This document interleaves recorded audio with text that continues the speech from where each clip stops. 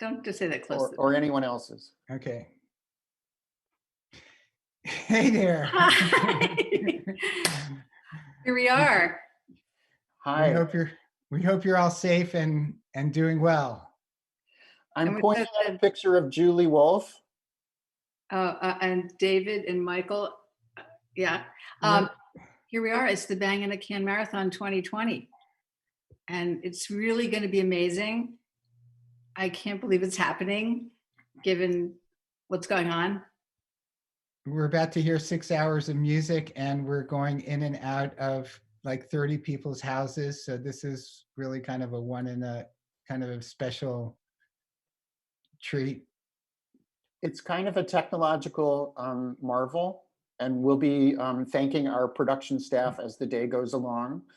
And just so you know, none of us are in the same place. And it goes without saying that none of us have ever done this before. So we're very excited about this, and we think it's So we hope that gonna it's be a super fun. technological marvel. We hope And it is a people Is what you're technological marvel. saying, David, are right? literally all across the country. And if anybody's coming from overseas this round, but as far as California, thank you Is for Dai everyone. Wei in China? Oh, as far away as Yes, China. Yeah, yes, you're As that's far away right. as China, yeah. So So yeah, a few overseas folks. And so glad we're all in this together. You know, given that it's such crazy times, it's amazing that artists don't stop. You know, I mean, the creative ideas, so many things going on online, joining us, you know, along with the marathon of people just pouring out art, you know, pouring out creative energy. And we wanted to be a part of that too. And this is our contribution in a way to support all the musicians and support the composers and support the creative staff.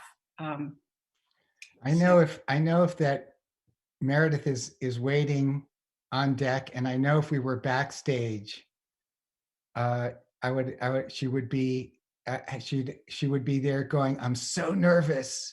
I'm so nervous. She'd be about to walk on stage. And I know that because I've stood backstage with Meredith so many times, back to the late 80s when we first started Bang on a Can. And one of the other things that's happening this weekend is that our archives, which go back to 1987, canland.org, have launched. So there are about 50 plus marathons and a million concerts and all kinds of stuff, and some great stuff of Meredith Monk from those early days.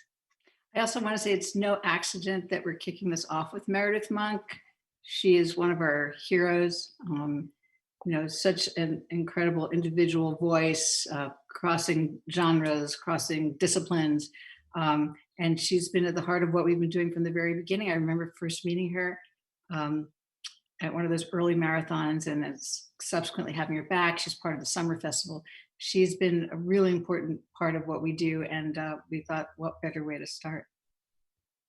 I want to say one other thing about Meredith that also goes to the technology of today, which is that we're going to go directly to her home and we're going to see her apartment. She's going to sing to us from her apartment.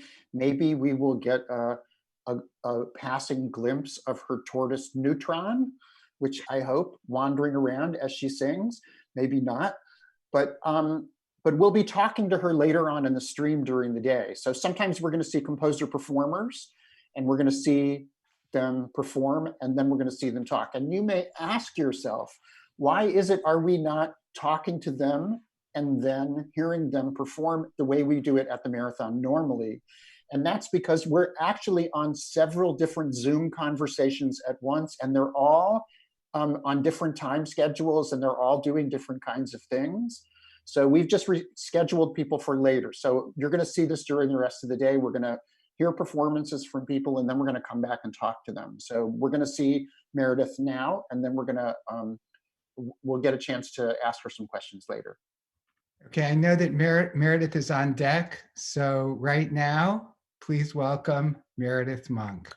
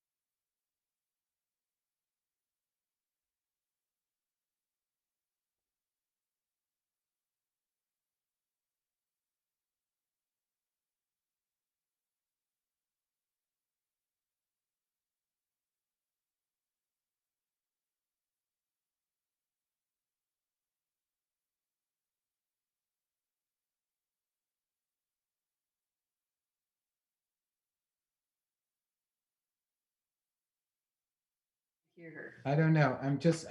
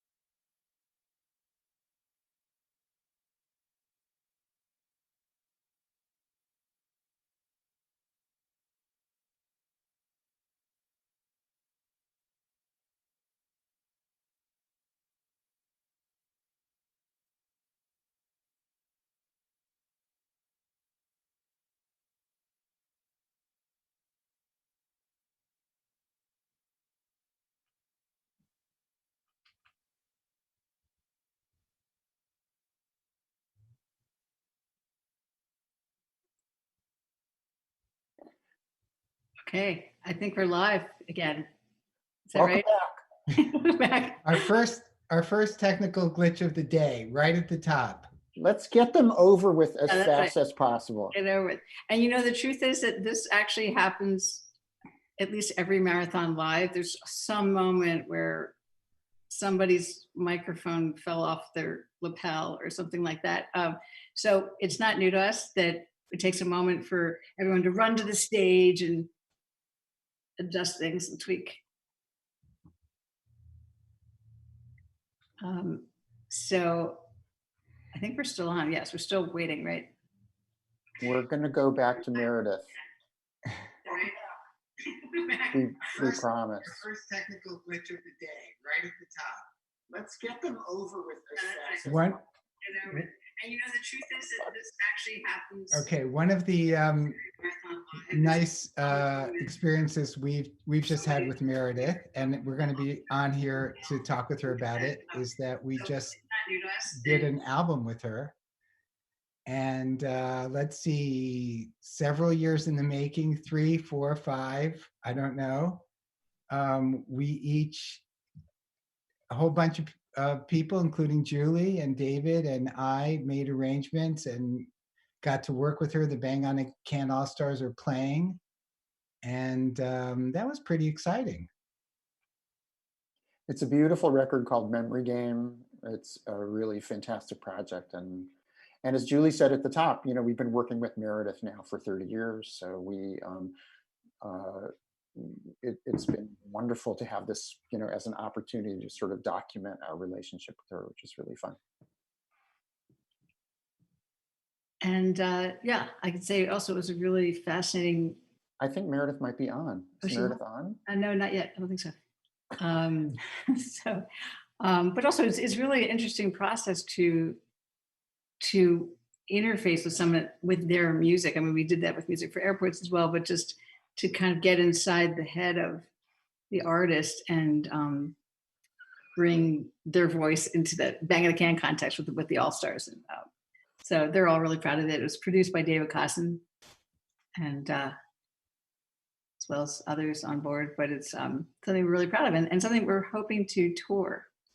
So take it on the road and share A it lot with of the everyone live. pieces, a lot of the pieces from that record actually are from an early piece that she did with Ping Chung called "The Games," and some of that story is kind of relevant now because it's about a kind of dystopian future where people have left the earth and they're trying to remember all the things that they used to have.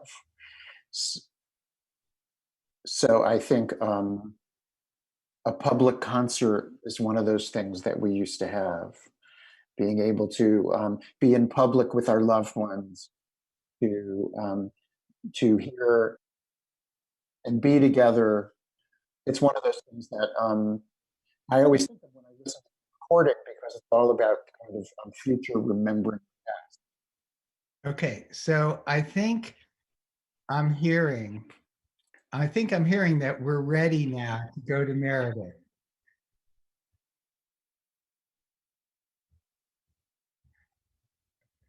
Jody, anytime you want to go to Meredith, we're ready.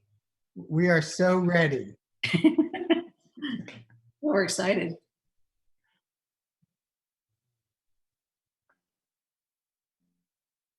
Hello, everybody. Now this is take 2 in our new experience with Zoom performances. Again, I just want to say how happy I am to be here with all of you. It's such a privilege to be singing for all of you, wherever you are in this time. And I'm very grateful to Bangonacan for including me in this marathon. So I'd like to sing for you 2 songs. So the first one is called Choosing Companions.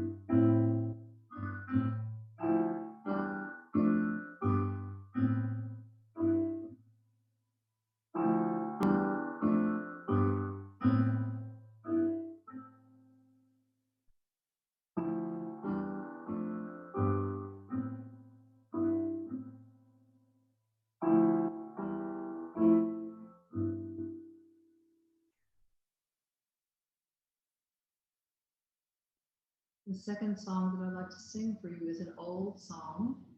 I've been writing lullabies for many, many years, and I'm feeling that the earth needs a lullaby right now. Mother Earth could use a lullaby from all of us. So here is Gotham Lullaby.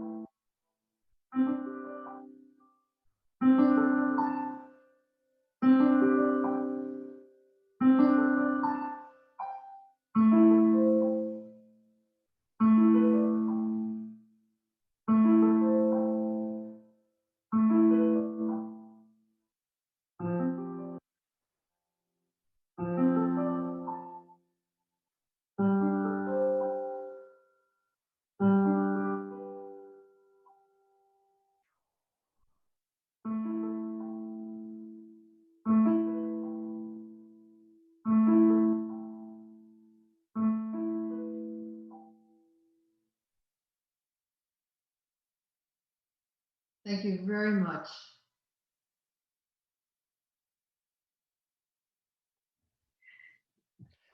Oh my God, Meredith Monk, Gotham Lullaby, so beautiful, really amazing, really fantastic. And just to remind you, we're going to be talking to her later on during the show. So please do not leave ever. Okay. But now I'm really happy because we're going to be joined by the next composer on our program, Cassie Wieland, and Cassie Wieland's dog. Yes, Thank you for bringing your dog. What is your dog's name? this is Olive. Olive. Fantastic. Olive. Okay. So Cassie, welcome. We're going to hear your piece, right? We're hearing a piece for hammered dulcimer. We were having a discussion about whether we've ever had a hammered dulcimer before on our show. And that in alone makes itself really exciting to us. So can you please tell us something about your piece? Sure. So the piece is called Heart, and it's for hammered dulcimer, which is a new instrument for me to be writing for, and it's also a new instrument for Adam to be playing. Adam Can you Holmes. describe it? Can you describe the hammered dulcimer for the people who can't see it yet, although they'll see it in 5 minutes? Yeah, it's kind of like a piano, but if you made it small and combined it with a skeleton. It's very interesting. It's all these wires that are stretched across multiple bridges, and you hit them with hammers. And the strings, the wires are arranged in mostly in fifths. So the layout is very different from anything that I've ever written for sure. Cassie, when you were writing the piece, was it very hands-on? Did you grab the hammers and experiment, and then make Adam's experiment? What was the process like? Yeah, physically was really the only way that I could start writing it, just because of the layout and because it's a very physical instrument. I had to think about what would be happening mechanically, and I did.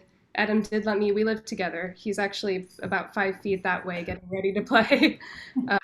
But he let me play around with it, and then I also, especially during this quarantine, I got to hear him practice it a lot. So we had a lot of workshopping in. Fantastic. Cool. The hammer dulcimer. Pandemic tested. I think the hammer dulcimer is found in a lot of different cultures, right? I know it is kind of a Eastern European folk instrument, but I think there's also Middle Eastern version and Appellation, yeah. Appellation. That's right. Okay, well, I'm pretty excited, and I'm psyched to hear Adam play. So I hope Adam is ready. I hope Jody's ready, because we're going to go to Adam Holmes playing Cassie Wieland's Heart.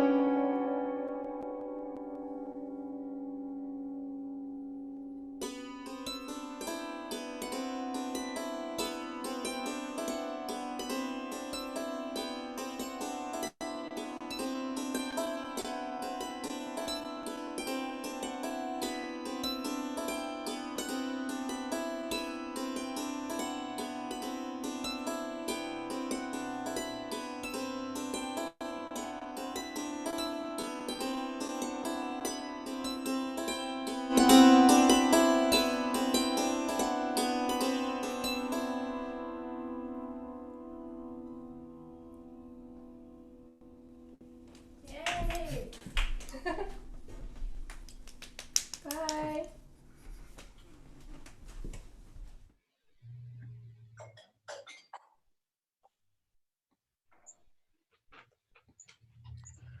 We're back.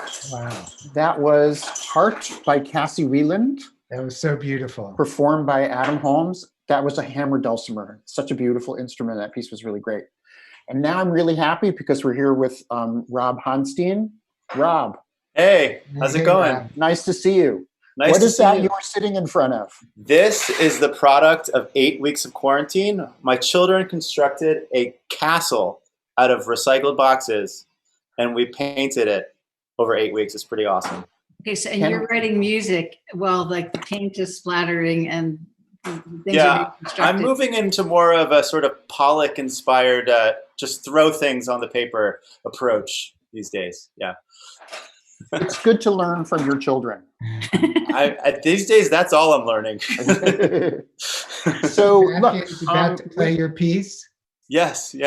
we So are going to hear some music with you, right? So, and we're going to hear a piece played by Ashley Bathgate. I wonder if you can tell us a little something. Absolutely. The piece is part of a larger project called Ash, which is a project that a composer collective, Sleeping Giant, I'm part of, that we wrote for Ashley. And originally the impetus was to sort of respond to a Bach cello suite. So my piece, which is called Orison, I kind of approached that by, the first thing I did was I watched a YouTube of Rostropovich playing every single cello suite. And he was doing it in this giant cathedral. And the thing that really struck me were the slow movements, the sarabands, and particularly it was the echoing. It was like at certain moments he was playing so slowly and the space was so big that what I started listening to was not necessarily the music of Bach, but just the sound in the space. And that kind of led me to my piece, which is this really slow, spacious, reverberant wash of sound. And yeah, I mean, the title Orison is an old word for prayer. And I was kind of imagining this idea of the cellist sort of like sending a question out into this cavernous space of sound and waiting for the answer to come back in the form of these reverbs and all this kind of thing. So, yeah. And how was the process working with Ashley? Like, was it a lot of back and forth? Did you come to her with a completed product? What was the Yeah, process? I mean, Ashley, there definitely was. I mean, we've known Ashley, all of us in Sleeping Giant have known her since we were students. So by the time we started writing this, we were friends for a long time, regularly hung out and communicated. So for this piece itself, we were in constant contact and rehearsed and workshopped. And so, it was really collaborative, which of course is one of the best ways to create a new work. It was really wonderful to work with her. Yeah. And I think anyone who's been following Bang on a Can for the last 10 years also knows Ashley as a former member of the Bang on a Can All-Stars. She just left the group about a year ago, and just a fantastic performer. And I imagine she's in upstate New York on her family's horse farm or whatever. Yeah. And very, very excited to hear Ashley play right now. So let's go to Ashley Bathgate. All right. Thank you. Yay.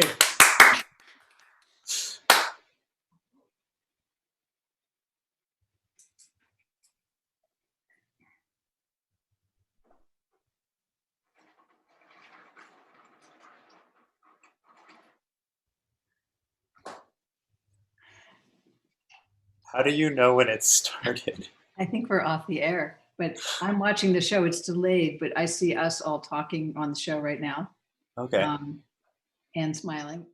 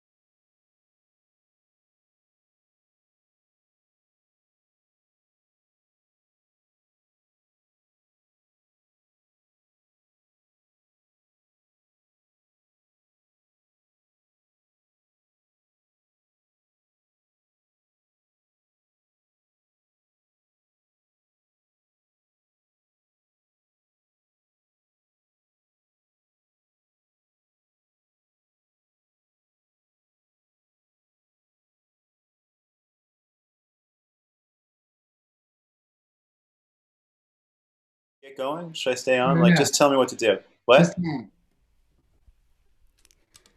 Hi, everybody. I'm Ashley Bathgate, coming to you live from Saratoga Springs, New York.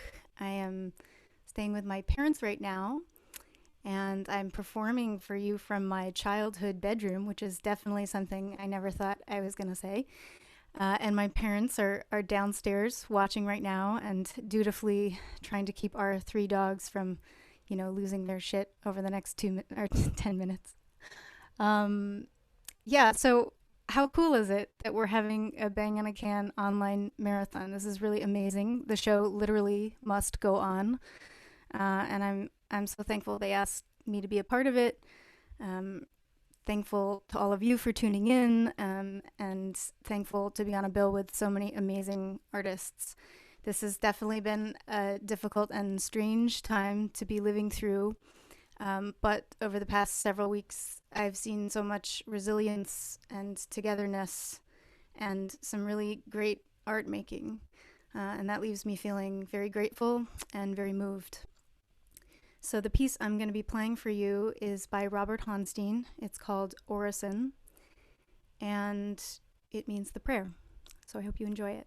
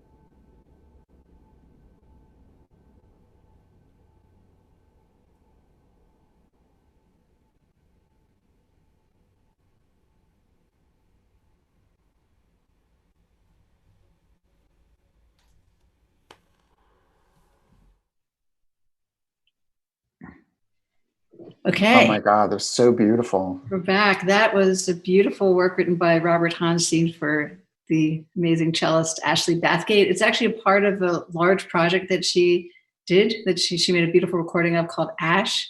So if you enjoyed that, go check out Ashley's entire album and hear that piece again.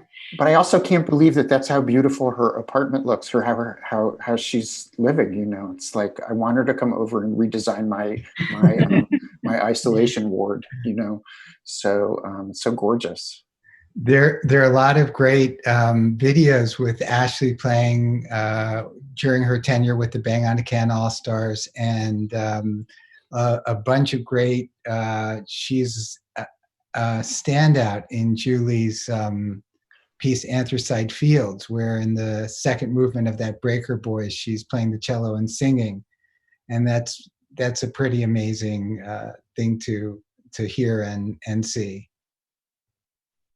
Yeah, no, it's so fun and fun it's funny, you can stay in your pajamas, I guess, all day long if you're working remotely or living remotely or isolating.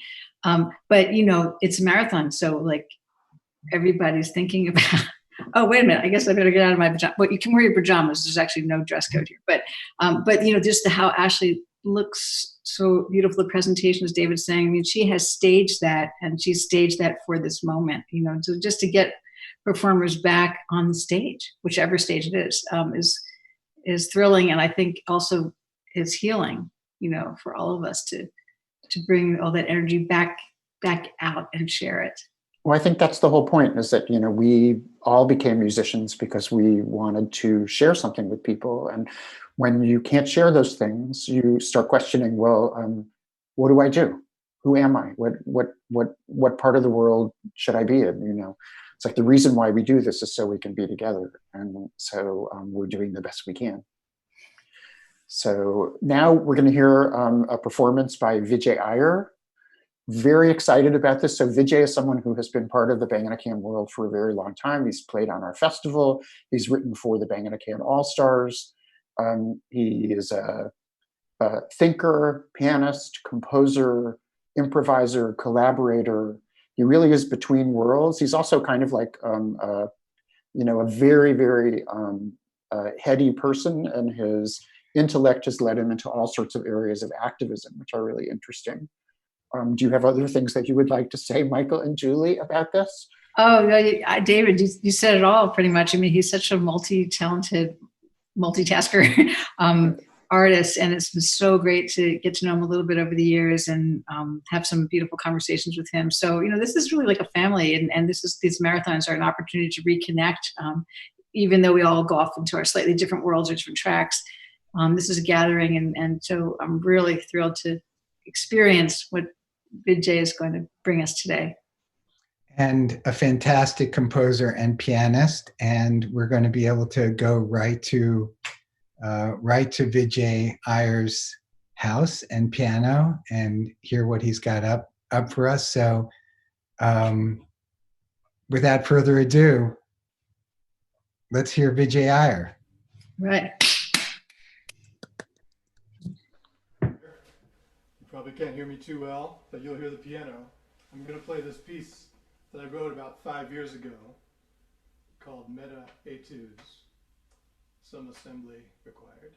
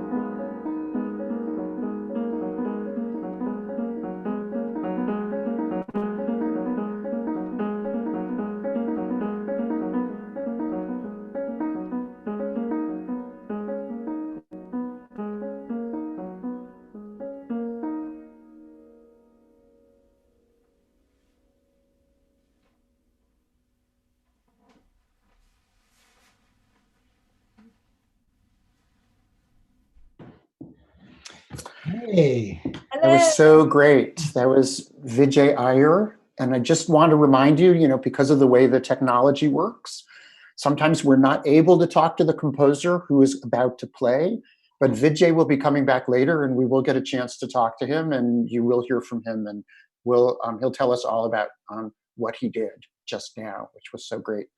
But we are joined by a composer. So we have Anna Klein here. Hi, Anna. Hello, great to be here. Thank you. It's really nice to see you, and it's nice to see your little cello and piano there. Yes. Can you play them both at the same time? No, worth a try, I think. So we're very happy because we have a long and happy relationship with you musically. We are all intertwined, which is really fantastic. The piece that we're about to hear is a piece, Rapture, for clarinet and extra stuff, but maybe you can tell us a little bit about.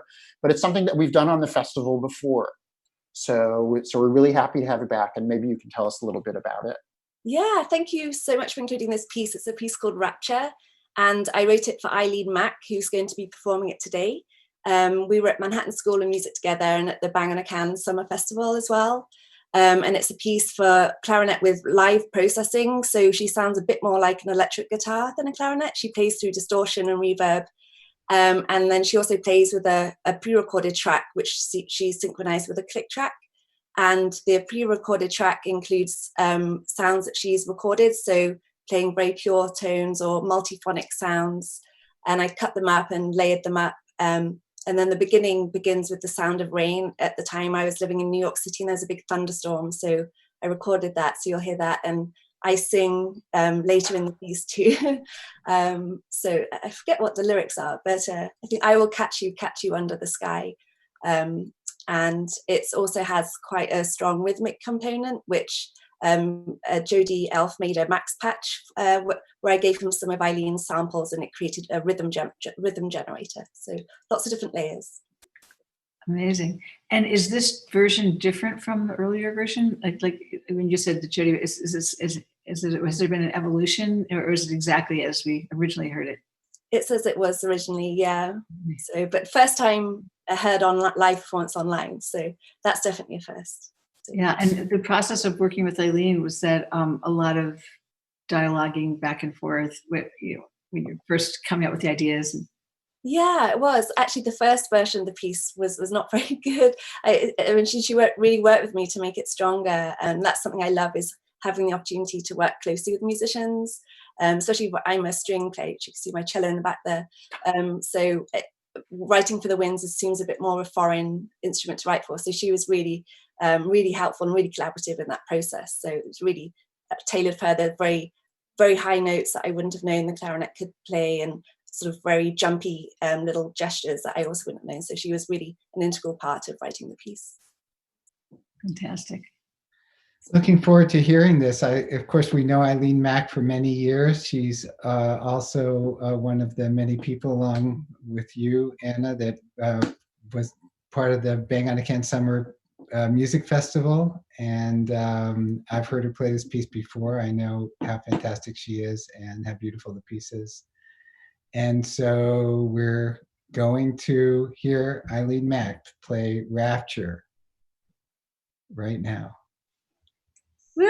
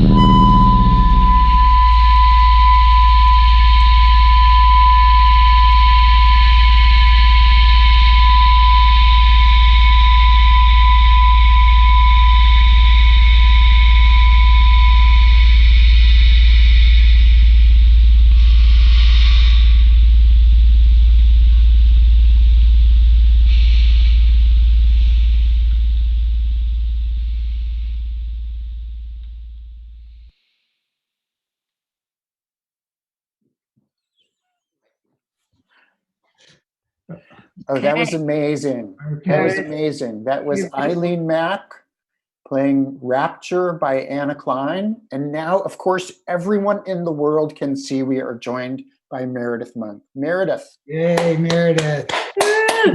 Meredith, thank you so much for kicking this off. It's, as I've told everybody, it's no accident that you are kicking this off, because you've been so important to us from the early festivals, you know, back in the Rap Art Center. I remember, like, oh my God, I'm going to introduce Meredith Monk. You know, just having you come to the stage and singing such incredible music to us, to, you know, joining us in the summers at the Bangonacan Summer Institute, and then making this recording. I mean, but you've just been so central to all of us and to so many musicians. So what can I say? We're so thrilled that I have one hand up because I've got my turtle in the other hand. Yes, Neutron. Here she is, everybody. Neutron, P turtle. Nice. good company. Sweet. Look at her. She's got polka dots and everything. Wow. That's great. And Neutron is like 50 years old, right? She's 43. 43. Amazing. I mean, I've had her 43 years, but I don't know how old she was when I first got her. And the doctor, the vet says she's a middle-aged tortoise. So like 120 or something. Yeah. 100. But I have her in my will. Missy Mazzoli wants her, so she's in my will. But I wanted to say that I chose to sing Choosing Companions because that's what we were going to do for the beginning of our set with the marathon. And we made a really nice arrangement. I worked with Allison Sniffen, and I made this really beautiful arrangement that we would sing it with my ensemble. So that would be with Theo Bleckman and Katie Geisinger, a trio with Allison playing piano. And then the All-Stars would be on stage, and then they would, as soon as we finished our form, they would pick it up. And then there's a beautiful little instrumental kind of, what would I say, like a little passage in Atlas in the opera that's called Night Travel. And so we made a short arrangement of that so that then the All-Stars would take it, and then it was an instrumental. We'd leave. That was our idea. So, and I was so looking forward to hearing what that would sound like. And we're going to do it, you know. We're gonna do it. Do it. It's just, you know, another beautiful thing in its moment. But yeah. I think we just missed out on a few live performances, right? With at Big Ears and in New York at Long Play. We were so celebrating our new album together that has been years in the making. Yeah, we were so looking forward to it. So I hope we'll have a chance to do it. I mean, we're living in the unknown right now. And, you know, I always say, we probably are always living in the unknown. It's just that it's magnified right now. I'm not saying probably, actually, we're all living in the unknown all the time, but now it's just magnified. Well, I think that's the way to look at it. Also, this is like a great opportunity to pay attention to the way the world is built and to the things that we take for granted and the things that we need that we don't usually think we need because we kind of just let them skate by. No, you know, because everything is always impermanent. That's a reality. The reality is also that any of us could just walk out on the street and get hit by a cab. So, you know, it's not, God forbid. you know, that God kind forbid. of sense of you know, really not knowing mind is always with us, but we just don't pay attention to it, you know. But in a way, it's a privilege to see how the world really works, you know, the principle. Yeah. And it just makes us love our moments more. Wow. And be grateful for music. Right. Yes, absolutely. And are you working on something right now? You're working on a new big piece, right? I'm working on a new big piece. And first I had to adjust to the fact that maybe it would never be performed in my lifetime. I mean, I went there like to the limits of doom. And then the next day I just started working and I realized, you know, I just love working on this. It will find its way, you know, it will find its way into reality, whatever that will mean. But the joy of discovering is what's really kept me going all my life. And I've always just wanted to, I mean, really my aspiration in life was to just keep working until I leave the earth and to have new ideas coming, not doing what I know before. Again, it's this thing of living in the unknown, which I think is such a fantastic way to live. I mean, it's scary, it's risky, it's hard and everything, but I think, those moments of discovery for me are worth life itself. So, I just feel like working on the piece has just been wonderful. And then there's been two little ideas of little pieces that have come up about this situation, that we're in. So we'll see, where they go. And the new piece, the large piece you're working on, what are the forces, like what are the elements that? It's called working title Indra's Net, and it's a piece about interdependence. So it's very applicable to what's going on now.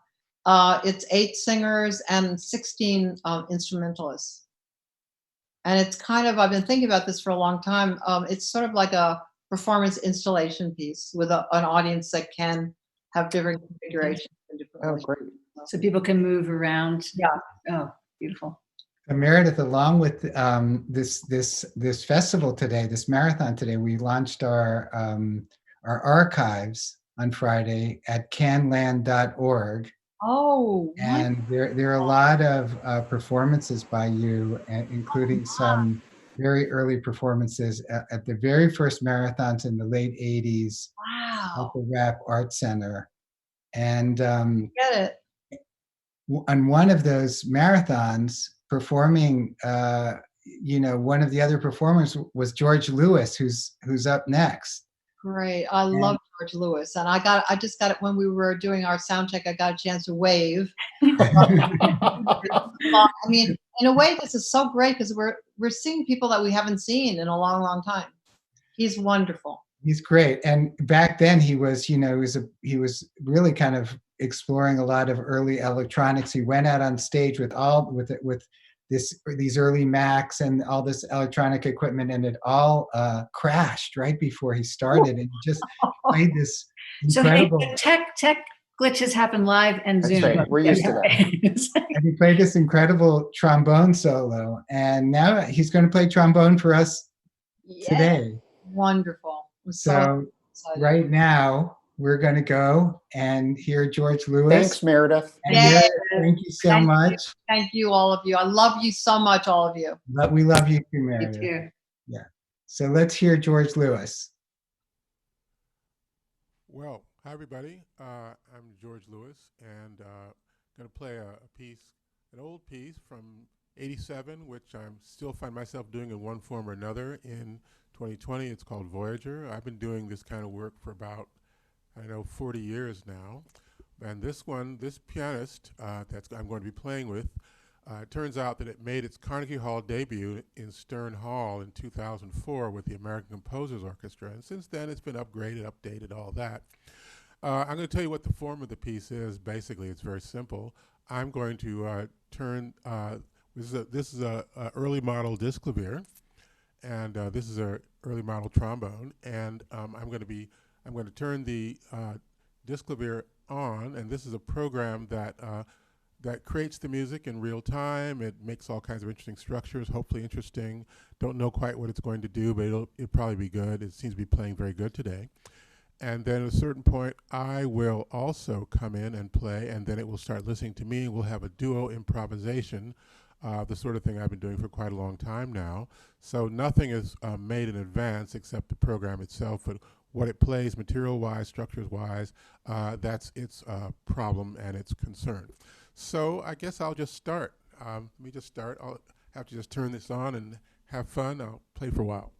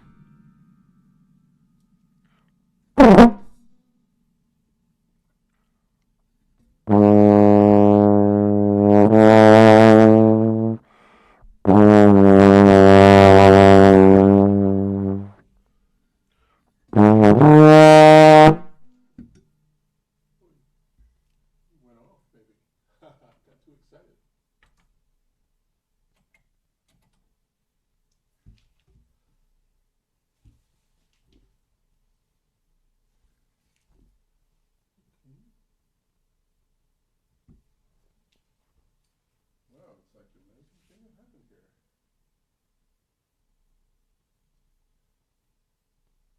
Can we? I knew this thing was gonna freak out.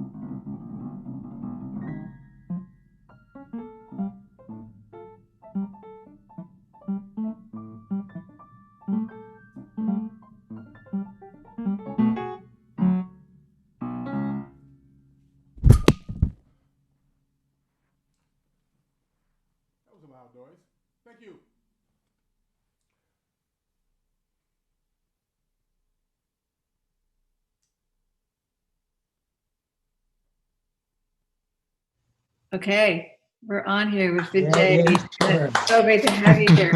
Thank you, George. We're going to bring George Lewis Shout to on George. again to actually talk with us. But at this moment, we had Vijay with us, and just such a pleasure and such a beautiful piece to hear, but also watch. I mean, I don't know what you were doing on the low end. It looked like your hands were in fists, but there was like a rolling fist. I mean, beautiful Yeah. pieces. And I don't know if you want to say anything about the sort of strange way your hands are moving, but remarkable. Really I think they're strange. They tend to move strangely anyway.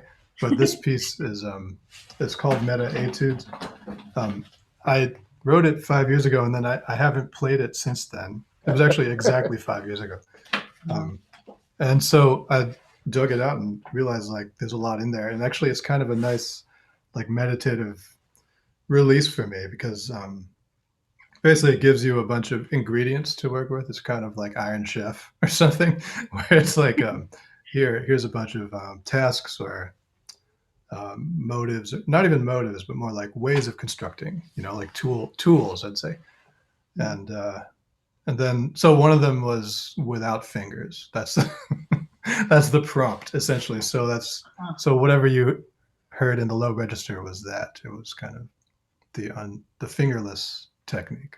Wow. So it doesn't necessarily have to be fists. It could be. No, it could be. And I use my forearm at some point. And, Yeah, I noticed the and forearm. the palms too. They each have their own kind of musicality, I've learned. So in a way, this is having this like little set of, I don't know, it's like a repertoire of possibilities. Just to have it in front of me, it kind of focuses me in a different way. It helps me find things I wouldn't find otherwise. And have you heard many renditions? Now I see it's in a beautiful, score. Have you heard, have you shared this with pianists of different ages and different backgrounds? Who has? I kind of tucked it away, and then there's actually this Carolyn player friend of mine who wanted to try it on Carolyn. I'm not sure if she ever did, but that I would like to hear. That would be cool. Yeah. The inside of Without the piano. fingers, that's sort of like like Carolyn 101 is you don't use your fingers. But Carolyn is like this technology too, which is that you do something and then you don't get to hear it until a little bit later. So true, there is this. It's like the time lag is disorienting, as we are disoriented today. So, but it's okay. It kind of it suits our times, and I gotta hand it to you guys for holding this operation down for all these years, and especially launching it under these conditions. It's very brave and courageous and really nice to, like Meredith was just saying, it's just great to see everybody, Wait, no, that Meredith was actually visiting professor at Harvard this semester. Yeah, she was mentioning some of her student projects. It was just incredible. What rocking people's worlds. It was great. It's happening up there, Vijay. Did you get the machete out and carve the path? It feels like there's this energy and creativity going on now at Harvard. Well, I think once they hired me, then other people thought, well, it can't be that bad if Vijay's up there, So I think I was like the wedge in the door, Nice. And so then, little by little, Yosvani Terry, Claire Chase, Esperanza Spalding, the Parker Quartet is there full time. And then we've been, I was able to coax Meredith to come up for a semester, and a lot of things, a lot of new things happening. And we've got some brilliant, really beautiful, wonderful students, graduate students and undergraduates. So cool. Okay, one other question about the piano piece. Is the crossing of hands an intentional instruction? Is it? I mean, just as there was kind of a lot of, very pianistic to do that, but I just curious. Yes, and it's usually done as a kind of provisional gesture. So then when you sustain it, then you get something else going on. And what it does to me internally, which is it kind of remaps my relationship to the instrument. So then I start hearing things differently. And so I guess the way it's laid out in the score is that there's instead of 10 kind of prompts, like I said, without fingers or intervals or pitchless sounds. But then later there's another set of prompts that are sort of I call them meta etudes, which is sort of okay, given all those techniques, here's what you can do to them. And one of them is just sort of like ways to change up what's happening, you know, directions or sudden shifts. And one sudden shift is to switch hands. I gave away too much already. Thank you so much. Thank you so much for performing on this marathon. It's so great to see you. And oh, it's great to see all of you, and great to see everybody making music and finding ways to continue. Yeah. Up next is a young composer and trumpet player who works a lot with electronics, Adam Cuthbert. I think you're going to like his music, what he does. And we're going straight from here to hear Adam Cuthbert play. So from your house to his house. I think it's like Harlem to Brooklyn, maybe. Yeah, something like that. Interborough.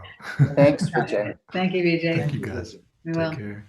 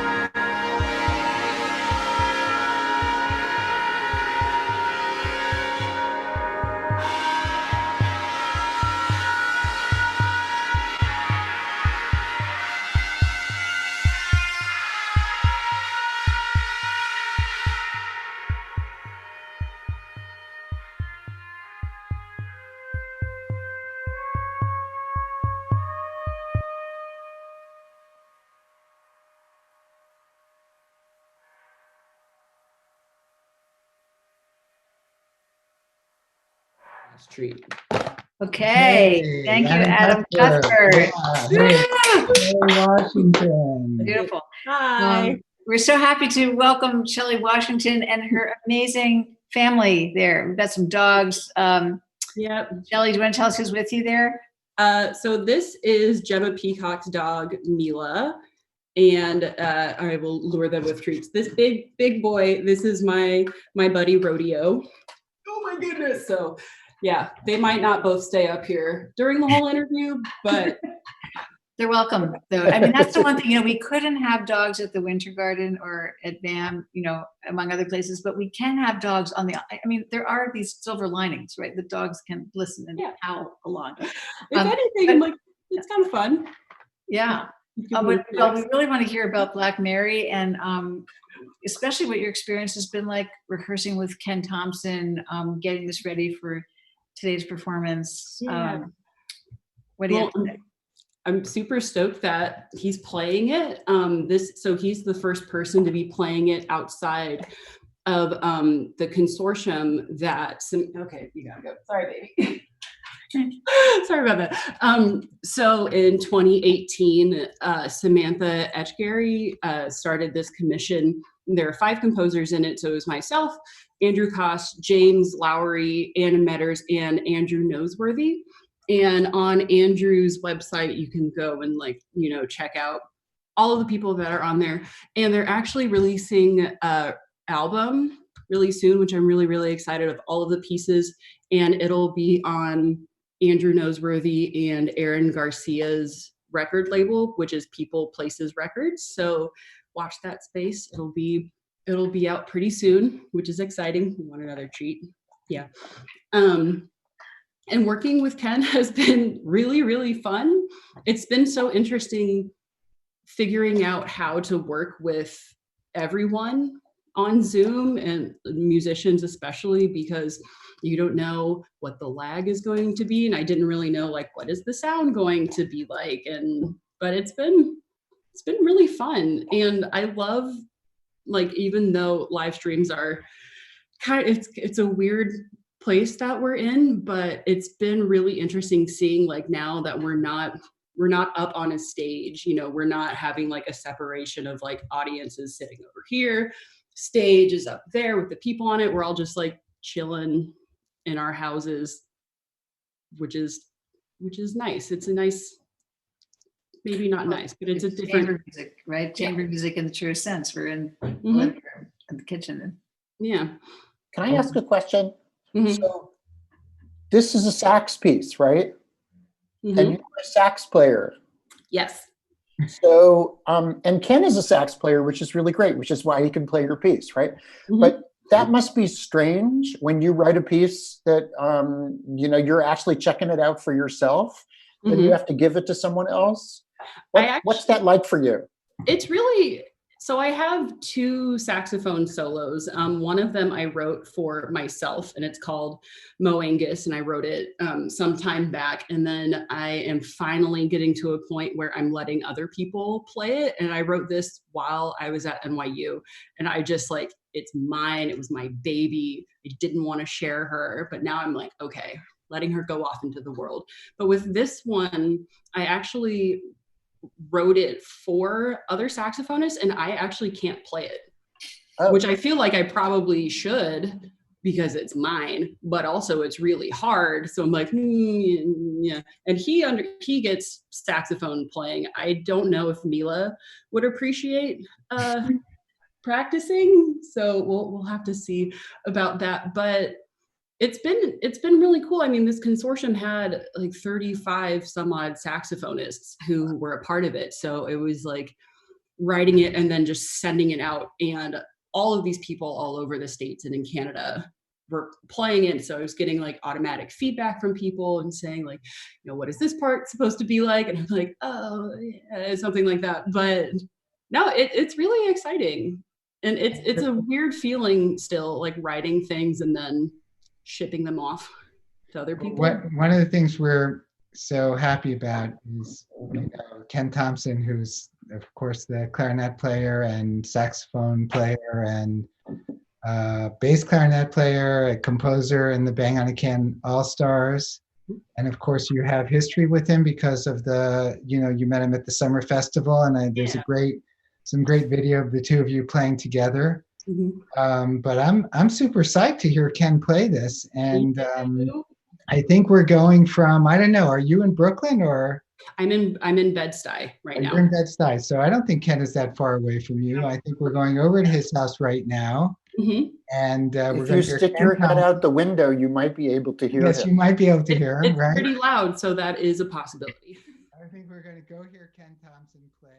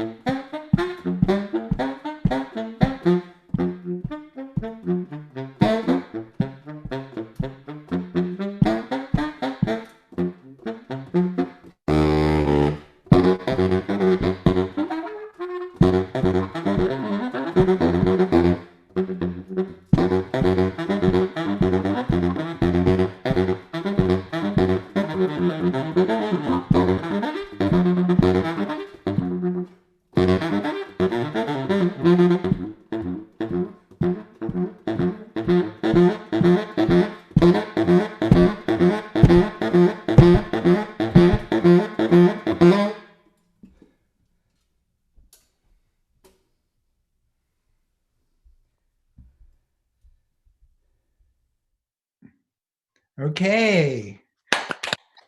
Okay. Thank you, Ken Thompson. Thank you, Shelley Washington. And welcome to Martin Bresnick. We're very excited to be chatting with you today. And first of all, who's that person on the wall in front of your piano? Is that Bela Bartok or? That's my Bela Bartok, my imagined grandfather right there. Yeah, there he is. And I got another one here next to him. It looks like somebody playing the piano, like a woman playing the piano, but it's actually Rosa Luxemburg, the lefty, another hero of mine. Your imagined grandmother. My imagined my bubby. We all come from somewhere, right? Yeah, we're all from somewhere. But they didn't know each other, right? You know, it's not impossible that they knew each other because Bartok knew George Lukács, who was a big intellectual honcho and politico in Hungary at the time, and he might well have known Rosa, and there might have been some connection there just in the period leading up to World War I. But don't ask me professorial questions today. Research. Research. Okay, here's an easy one. Who is Ishi? Yeah, the story of Ishi is really touching and really special. The piece came about because the Italian pianist Emanuele Arciuli who has a great interest in Native American culture and artifacts, asked me to write a piece that involved that. And I was kind of a little bit at sixes and sevens. I didn't know much about it, and I couldn't think of it at first, but it happened to occur at a time when my mother, which connects to this somewhat, my mother, who was born in Russia, was nearing the end of her life, and it was very touching to me to consider that she would be the last native speaker of her language, Yiddish, which she grew up with, as well as Russian, but Yiddish as a primary language. And no one in my family would ever speak that language as a native tongue ever again, as a natural occurrence, because of the terrible murders of her family in the old country. And that coincided with my thinking about a piece for Emanuele, and I recalled the story of Ishi, who was a Native American from Northern California, who was for some time considered to be the very last member of his tribal group, the Yahi people, and whose people were murdered in a terrible, ruthless campaign in California at the end of the 19th century. But Ishi managed, and through a complicated thing, which is way too complicated to talk about now, to find his way, and was made into a figure of teaching his culture by anthropologists at the University of California, where he actually lived the last 4 years of his life, teaching people about the way he lived, how he made arrowheads, how he fished, and how he hunted, and also, in some ways similar to my mother, a very eager sharer of his cultural traditions, despite the terrible circumstance that led to the conditions under which he had to share them. And his language, he was the last native speaker of that Yahi branch of the Yani people, was turned into a dictionary by the well-known, at the time, well-known linguist Edward Sapir, who worked with another guy named Alfred Kroeber to study what Ishi's life was about. And it's always a trauma when a culture disappears from the world. And in the piece Ishi that I wrote, I actually listened to some of Ishi's singing, which is preserved at the University of California. Ishi made wax recordings, not dissimilar to the way Bartok recorded Hungarian rural people in very much the same way. And one of them attracted my attention because it was a kind of a healing song. Ishi called it the Maidu Doctor's song. And there was not very much of it, but it struck me as a very apt little piece of Native American vocal art that I would like to honor. And I actually had a couple of conversations with the great ethnomusicologist Bruno Nettel, whose name might be known to some people, who was a real serious student of Native American musical traditions. And he helped me to understand the kinds of things that would have happened in a song by Ishi. I know I've talked a lot, but I'll just simply say that Ishi's name is not really Ishi, because according to his people, you couldn't be named unless you were named by a member of his people. So Ishi just means a person. It's kind of just a placeholder, since Ishi could not have a name, since no one was there to name him. And when you think about those sorrowful conditions, it's painful.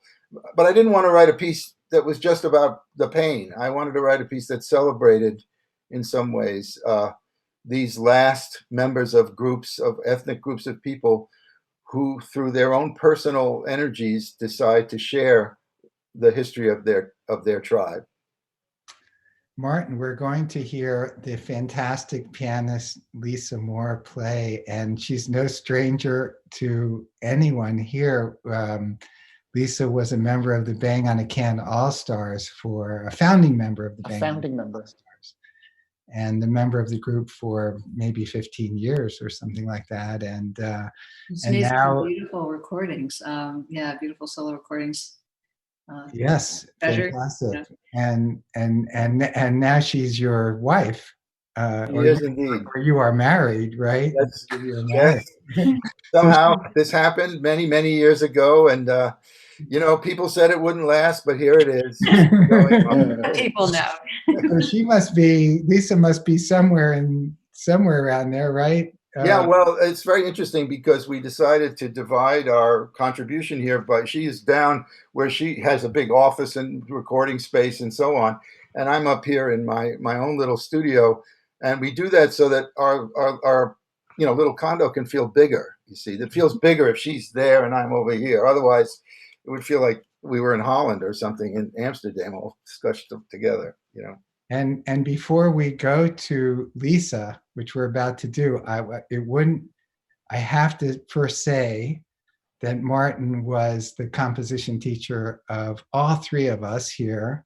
And just like Bartok is on the wall behind you as your grandfather, you're in a certain sense the godfather, older brother, okay. older brother of the Bang on a Can Festival, because you basically started these long marathon, all night long marathon concerts when we were your students, as with Sheep's Clothing.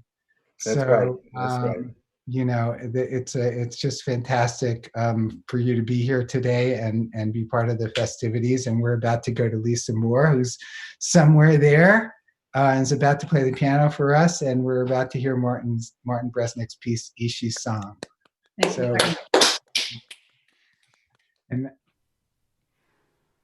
Hi everybody, this is Ishi's Song by Martin Bresnick.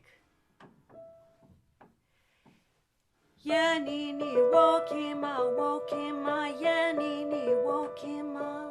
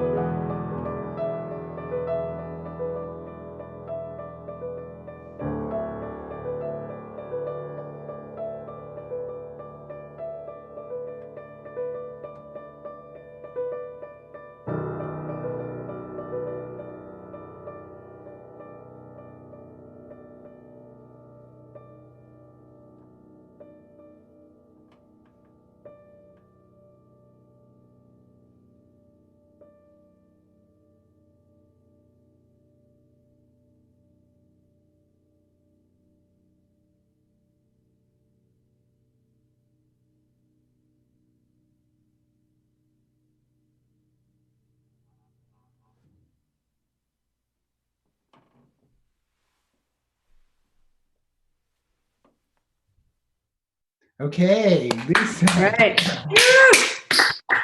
Lisa Moore, Martin Besnick. Lisa Moore. We're super psyched to welcome Ken Thompson to the festival, who you've already seen play Shelley Washington's solo sax piece, and now you're here as a composer, and we're about to hear a world premiere. And I just before like we even get into talking about it, I just want to say that there are hundreds of people who have bought tickets for today's event, and Raleigh Marcus and Stephen Block have have supported this commission, along with ASCAP and the Howard Gilman Foundation and the Department of Cultural Affairs of the City of New York. So thank you all so much. It means so much to all the musicians here who are playing, and this is like a real live gig, and now we have a real live world premiere, which is really incredible. And Ken, you're right. You wrote a bass piece for Robert Black, and you've been all over the world. Robert Black's also a member of the Bang on a Can All-Stars, and the two of you have been all over the world, playing in every type of situation together. And what's it like now writing for him? Well, I've seen him on the other side of this so many other times, because we've done a lot of work with composers, and so we're always in a room together saying, oh, okay, what about this? And so I'm very used to seeing him in this mode, though not directly, of course. And he is just the most, not surprisingly, but just the most generous and sweet and wonderful person to actually work with, as the three of you know very well, having worked with him for decades. And I'm only on my first decade working with Robert, really. But he, I'm sending him stuff, and I'm kind of apologizing. This commission, you'll hear this from all the composers probably, but it came a little bit last minute considering the situation. And so then first you start spinning your wheels, and then you're like, oh my God, okay, this is like, it's next week already. And, it's all of these things. And so I'm sitting there, Robert, at some point, he waits a very nice period of time. And then at some point sends me a nice email like, oh, I'm very excited about this. What did you have in mind? And I said, well, Robert, it will be too late and it will be too hard. And he said, oh, okay, well, just let me know when you have it, So I'm shooting things at him way before they're ready, essentially, just to try to, make the process a little bit faster and see if we can make something work. And there was never a point where he was like, oh, well, this doesn't work, or like, this is ridiculous. There was never a no. There was never a complaint. There was never like, well, this won't happen. There was nothing like that. It was just like, if anything, he said, well, we're both, on it in terms of our time, and we're both going to make this happen. And, when we do this piece again in a couple months, it's going to be in a different situation. And, but also was very positive about just musical ideas. And we changed a couple things in there based on what he thought would be some great ideas, and they were. So it's also, there was, even though it was such a short time, we were actually able to bounce things off of each other. And actually there were some changes that happened towards the end of this week based on the performance that, that I heard on Zoom. And we did it a few times actually. And it was really wonderful, actually. It didn't feel curtailed. It didn't feel short, even though of course the time was massively short. And I know right before we hopped on, you shared with us that you're in a cozy apartment in Brooklyn with 2 small children. And a lot of this composing happened in the early hours before, and then they probably wake up early, but before they would wake up. And I think this is just important for people to understand what the juggling that's going on with artists, especially artists with small children, when there are lots of those. So pretty miraculous. I mean, do you think this has any morning energy to it, or just like, you know? No, honestly, I mean, I feel that I learned a number of years ago, I'm actually better at writing in the morning because I'm a little bit fresher, and a lot of times when I write things at night, they're just like a little too emotional and a little bit too like in myself, and then I listen to them the next day and I thought, what am I doing? Like, that sounds terrible. What was I thinking? You know, you get on these tangents and you go somewhere and they're not worth anything. So actually I'm somewhat comfortable. And when I do like when I used to do artist residency kind of things, a lot of times I would get the most done in the morning. So it's a little bit kind of like a punch in your face to wake up in the fives, which I was doing, and like, you know, like, okay, have some coffee, and then like, okay, let's try, come on, let's try.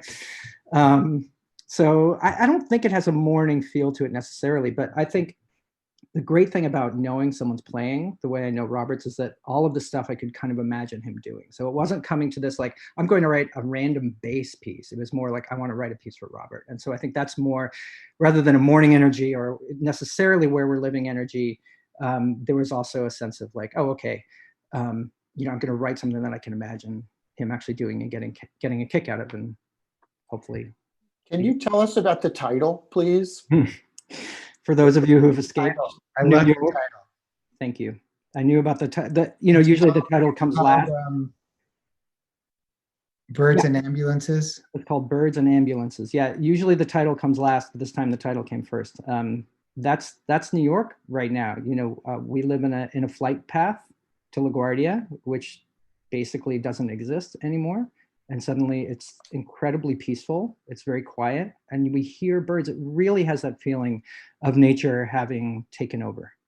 And it's kind of amazing that way, but it's pierced, of course, you know, and when they were talking about this on the news, and there was a direct seeming correlation here in Sunset Park, Brooklyn, to the number of ambulances that are flying around the streets, and you could really hear it. And even because, you know, there was less of background noise, there's less traffic, there's a noise floor in New York City that's just been lowered. So any ambulance kind of anywhere, you're hearing it. So you have this kind of pastoral thing happening with this like, oh wow, nature is back, and like, oh, birds, and I'm starting to notice trees maybe happening. And then, you know, in the back of your head, and every so often you get kind of this reminder of where we are and what's going on. So I think that for sure seeped into the piece. Okay, well, now to Robert Black in Hartford, Connecticut, who is going to play. Ambulances. I just wanted to say I haven't properly said thank you to you guys for making this incredible concert today, and for commissioning what an incredible idea, and to have me being part of this first class of people. So thank you so much. Thank you. We're so excited that new work is being made, and you know, we're about to hear Robert Black play this new piece. I'm totally psyched, and congratulations, Ken. Thanks so much for being part of it. Here we go to Hartford to hear Robert Black play Birds and Ambulances.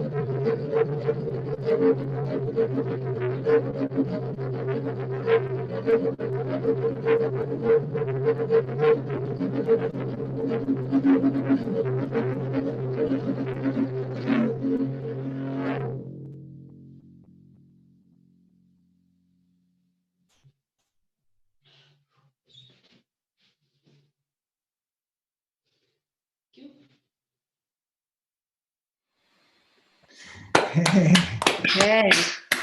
Thank you. That was Robert Black performing a brand new work by Ken Thompson, one of the many Birds and ambulances. birds and ambulances. from That New was York City. amazing. That was And- amazing. And we are so happy to have Adam Cuthbert join us. Adam, you good to see you all. You did an incredible performance just earlier today. Thank you. Our titles haven't been quite flashing. The piece was. Oh yeah. Flora. The piece is called Synthetic Flora. Yeah. I like the opposites there with synthetic and flora. Nice. Yeah. That's kind of the goal. Is it's part of a larger project for me too. Like I'm playing this like one note at a time monophonic instrument, but like the goal is to make a whole landscape out of this thing that is usually it's got all these restrictions like it's one note at a time. You got to take a breath every so many notes, and it's kind of limiting as a solo instrument. So it's been a long-term project for me to expand it with synthesizers and processing instruments and such. So all the sounds except the kick drum were trumpet. So is that happening live, or how's that? Tell us a little bit about what's going on in your studio with all. Yeah. Yeah, it's almost all live. There's a few recorded parts that were formerly live, constructed from improvisations, also on the same kind of system. So it's all blended together through this analog modular synth, which is right next to me off the camera. And some of these things are processing trumpet or adding effects, and some are sending electrical signals to modulate how those effects are being applied to the horn. So now a recording of your piece is out on /sound. Yeah, my friend John Adler recorded this piece and also all of the things I've ever written for trumpet. This came out on a record called Scarlet Rising Moon on the /sound label last November. He's a great player, composer, improviser out in Colorado. So we went out there last fall, had a fun time, did a little tour. And that's the one piece on the record. He's an incredible player. This is the only piece on the record that I can play myself. So that's also why I chose it. Well, I love the format about how you play it, that it's like one hand holds the trumpet and the other hand is free to do something else. Yes, I can then you're like set free to just do whatever you can do with that extra hand. You know, you could pour a cup of coffee, or you could... Only when I'm playing C, G, or E. Well, the benefit of being the composer and the performer is you write for your own abilities. Yeah, you know, that's right. That's really so. So that was really a lot for the left hand. Yeah. What's that? It was a lot for the left hand. Yeah, a lot for the left hand. The right could just hang out there. Well, thanks so much, Adam, for joining us. Thanks so much. Yeah, thank you. I'm super excited to be part of the marathon. And we're especially in this zone. It's like I feel a little more comfortable just in the home studio. It's like a little bit more my speed than a big, daunting, anxious stage. Yeah, it's a beautiful stage. You know, I love kind of entering into your studio space there and being part of it. And Yeah, that's a really fun element of this whole day, I think. We're going to go to another composer performer in Natalie Joachim, I think in Chicago. Is that right? So who's going to play the flute maybe with some electronics and possibly sing, and we'll be talking to Natalie later. So, without further ado. Take it away, Natalie. No more ado. We're going to Natalie. Hold on.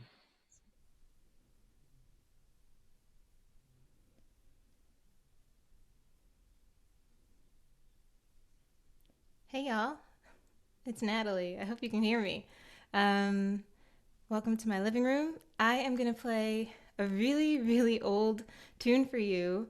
For all of you old Flutronics fans, longtime fans, this is from our first record ever. It's called Aware, and the text is, where are we?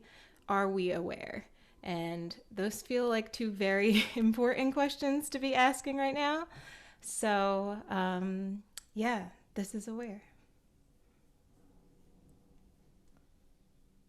Are we aware? Where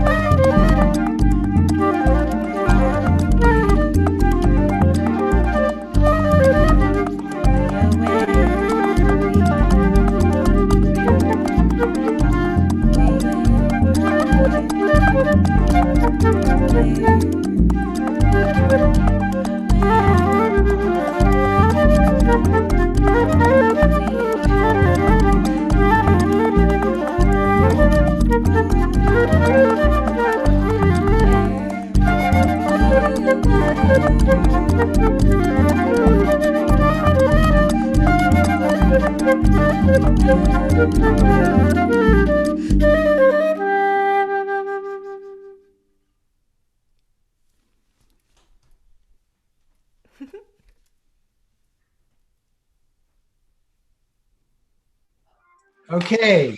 Natalie. Natalie Joachim. Amazing. That was amazing. That was great. And we're so happy to welcome David T. Little on the show. Hello. Thank you, David. Thank you. Great to see all of you.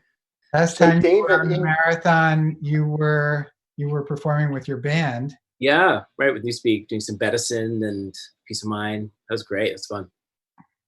Is that the in a pre-concert interview about this festival, I talked about some of our personal favorites and highlights from this show. And I referred to your piece as being obnoxious, but you know that that is a sign of love. I do. And that is not anything other than the highest possible compliment. Absolutely. No, and I took it as that. I saw that. I was like, oh, that's the nicest thing anyone's ever said about my music. Especially from David. Yeah. But it really is. It really starts with this cello, and then it's like I have every dial possible that I am going to turn up as high as I possibly can. Yeah. Which seems like a large part of what you know how to do, which is to make these things really supercharged. Right. Well, it's funny. This piece was written not too long after Dog Days, and the ending of Dog Days is really all about that kind of shape and just getting more and more intense. So I was thinking about that kind of the physical impact of that kind of gesture, you know, on what it would have on a listener, especially in a sort of large space with this large sound system. And tell us about Maya. Like it was. I mean, amazing for her, and yeah, I mean, working with Maya was amazing, and you know, she approached me about writing this piece specifically for this tour that she was doing with a band. So it was written for with a drummer and a bass player, and then Maya. Mostly, some of it were sort of rock covers, and then wanted pieces that sort of engaged with the sort of the rock canon, you know. And so I started thinking about, you know, well, what did that mean to me? And, you know, I came to, you know, I come from a background that's really interested in heavy metal and industrial music, and especially sort of doom metal around then. I was really sort of in love with doom metal. And so those influences came in. And then I started thinking about virtuosity, started thinking about the roots of rock and roll, going back to blues, started thinking about Robert Johnson, started thinking about the Crossroads myth, and the idea that he sold his soul to the devil to acquire his musical skill. Started thinking about the parallels that exist in that to that narrative with people like Paganini in the classical world, and how that connects in classical music with virtuosity. And so the piece is a sort of combination of all these different ideas, where we have a very virtuosic solo part from Maya that starts fairly straightforward, and then every moment is getting more and more challenging and complicated. And then against that is this band that is the sort of relentless and very intense, moving forward, channeling the sort of industrial and doom metal sound world. Fantastic. That's. I think you wrapped it up very well. Tell us about the title. I mean, the title's also perfect, but does it? Well, the title is specifically a reference to the Robert Johnson song "Hell Held on My Trail," and the idea of an individual being pursued by demons and being unable to rest, and sort of how David, as you said, this sense of being driven sort of mad by this incessant pursuit, and in this case, that comes through the music.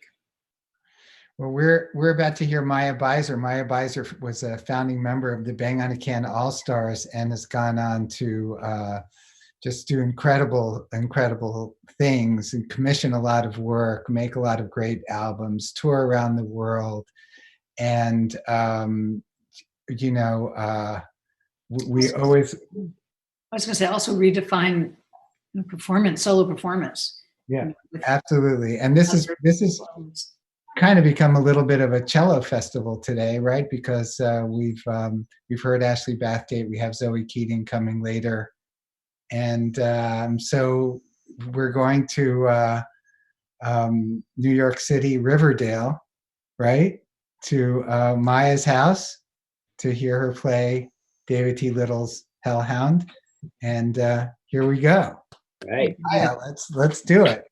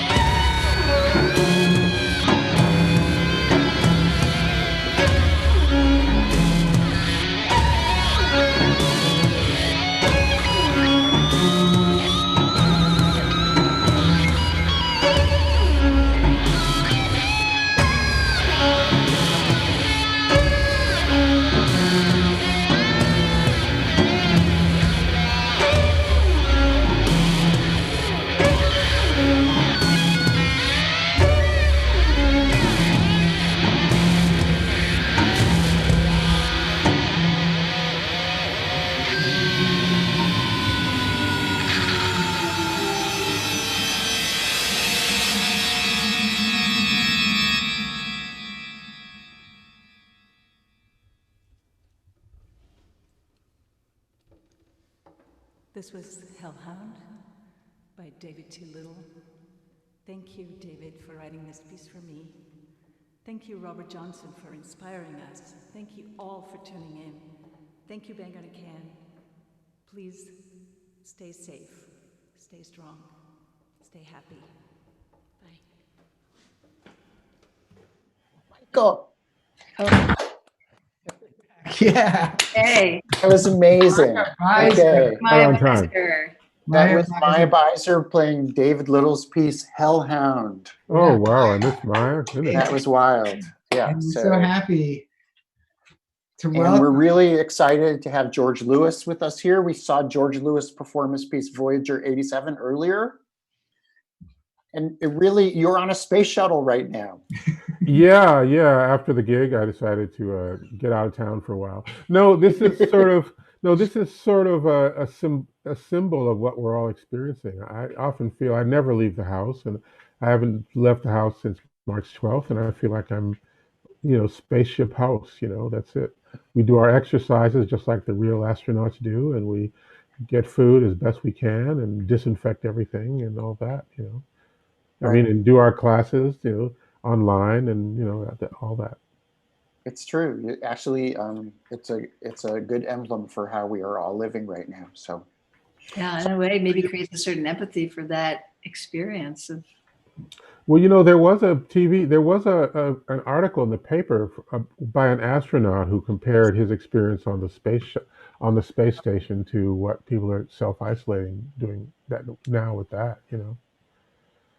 You have a long, you've kept your trombone, like we were talking just earlier and you said, oh, great picture of David Lang with his trombone. But, David hasn't played trombone in a long time.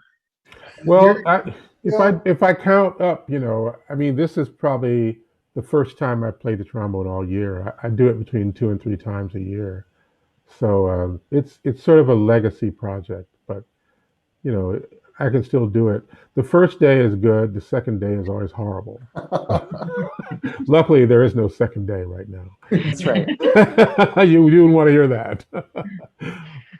So I really enjoyed that piece, and what I really like also is that it's like the trombone is an instrument that's from the past, and we're used to working with these instruments from the past. The disc clavier is an instrument from the past too. So this whole idea of technologies from different periods colliding was really interesting. Yeah, I mean, it was interesting to switch from the older version, which was all electronics versus acoustic, that is to say, virtual orchestra, 64 channels of electronic sound, to the all acoustic version, which is really not electronic music, but it's just acoustic music, acoustic improvisations with one or more people. I mean, the trombone, I have one around and I know how to use it more or less. And so that was an obvious choice. But, Mia could have done it, or any number of people. There have been a lot of people that have played with Voyager over the decades, so it's not tied to what I do. And increasingly, since I sort of stay off and stage and watch and see what happens, and I learn a lot more from that. Because a lot of what happened in building this thing and working with it, it's had a huge impact on my sort of academic scholarship on improvisation. It sort of caused me to think differently about what improvisation could be, and that improvisation really, music is just one domain of an overall sort of notion, a worldwide, multifaceted notion of improvisation. That really, the arts is just one domain. It's not. I mean, they teach you a lot, but it's not the only thing out there. So I started to realize that I had a pretty low bar for what improvisation was, and I boiled it down to kind of 4 things. You know, indeterminacy, which is how we start, okay, and then agency in the face of indeterminacy, and then analysis of conditions, attending to different things, and then making a choice. And if I see all those 4 things, and I consider that activity to be improvised, no matter who or what does it. And if one of them is missing, or somehow there's also a sense that there might be more of one than the other. It's not like there's no indeterminacy. In fact, there's always indeterminacy. Well, that's not true either. Anyway, It's more complicated than that, but those are the four things I like people to think about when we're thinking about a piece like this, and this piece kind of is a demonstration of that in some ways. What I like about the George, way you described that is that none of those four things are just music, right? So that's No. basically the thought process or the action process of making any decision about anything. Yeah, and you notice there's certain things that are not there, like time. Real time, that's or in the moment, that's not a part of it. You can have improvisations over very long time frames. I learned a lot from the anthropologist Paul Richards in thinking about women rice farmers in Sierra Leone. He made a very convincing case for why those long term, long form, real world, but not real time events, or real time in a different sense. And who's real time? The computers or ours? Or the cosmos is real time. So all those things. So time, I didn't see time as being a part of it, and all that stuff about being in the moment that got thrown out, and uh, and so that meant that once real time and in the moment were thrown out, that meant the musicians couldn't colonize the concept anymore. George, I'm I like wondering that. during this time period, if you're working on a special project or what this, kind of moment has been like for you creatively. Um, God, I talk to so many people, and they tell me it's very difficult to focus. You're isolating, and somehow the level of activity, personal activity. I believe that new ideas come from interaction. So, but what we're seeing more and more is it's harder to interact, and face-to-face interaction is very important. I've been doing, for example, improvisation sessions with Professor Raymond McDonald, at the University of Edinburgh, who every Tuesday and Saturday brings together an international group of people to Zoom their improvisations as well. And you're learning how to do things, but once again, it's the interactivity that matters.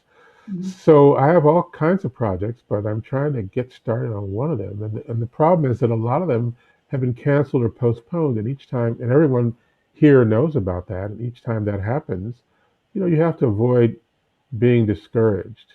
And that's why what you guys are doing is so important. It encouraged everybody. There are so many great connections here on the festival today, and one of them is, the connection we all have with Steve Schick. Now, I heard that great, I don't know, concerto, chamber concerto. What should we call it? That you wrote. Autobiographical. Oh yeah, Steve. He wrote this wonderful essay about him taking a walk. He walked for 6 weeks from Tijuana to the Bay Area, and he slept rough, and he found food where he could. And so I read this essay. It was just so evocative. He did this meditation on sound, and he came out of it. It was like a quest, and the basic quest was to prove that his intended was worthy of his love, which is what all the great quests are about. So I thought this is going to be a great piece. I'd love to write a piece on this. And I finally got to do it with the help of Ice and making him the center of his own piece. I mean, anyone could really do it, but no one will really do it like Steve. I mean, he's singing, he was acting, he was intoning, he was playing the drums. It's unbelievable what he was doing up there. So I tried to make a piece that would engage all of that. Fantastic Really piece, beautiful. and Steve Glad you guys heard it. coming up Yeah. later today, playing a solo, and of Wow. course, coming up right next is Mia Masaoka, who uh, you know very well. Yes, I do. The next room over. She's another inhabitant of Spaceship Central Park West. We do our exercises together, and I'm happy to cede the mic to her. And she's in the next room, but I can't hear it, so I'll hear it So, on the internet. so Jody, we're about to go to Mia Masaoka. Thank you, George. Thanks so Thanks, much, Julie. George. Thanks, Michael. Thanks, David. Yeah, great to talk to you. Yeah.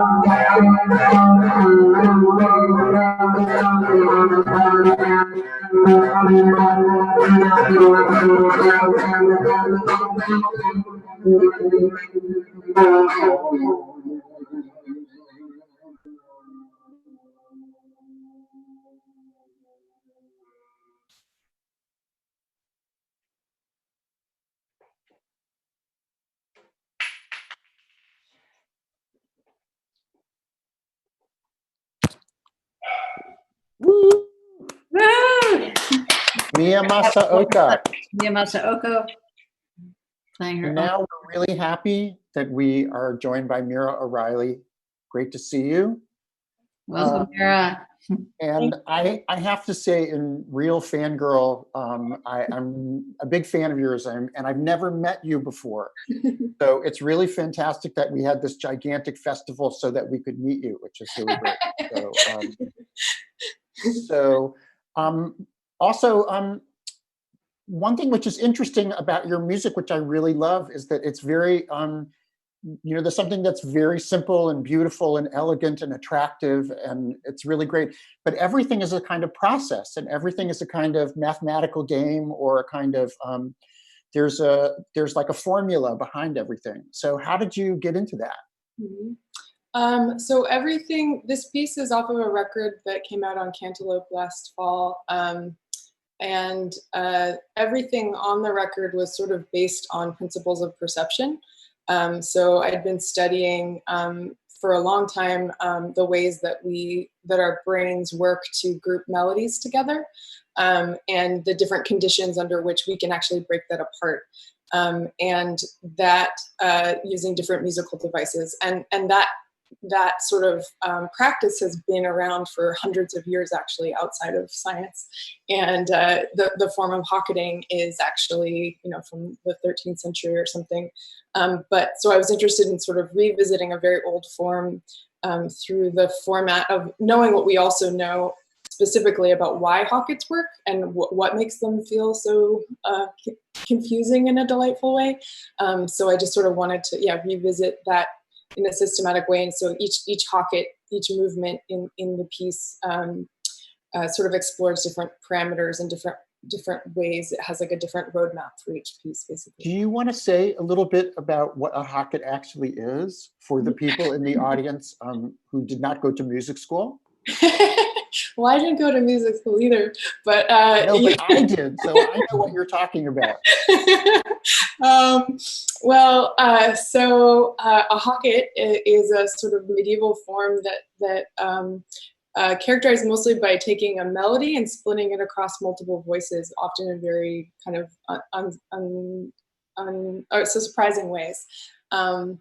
It sort of is a game, and actually at the time, like, it was outlawed at one point because it was so disruptive and so devilish, apparently. But it's actually been in music all over the world since then. Like, there are folk practices in which it's just like a children's game to take a melody and split it back and forth rapidly. You need two people. Yeah, two people. Or two Miras. Yeah. It's the anti-quarantine art form, especially with the lag over Zoom. It's just never going to happen.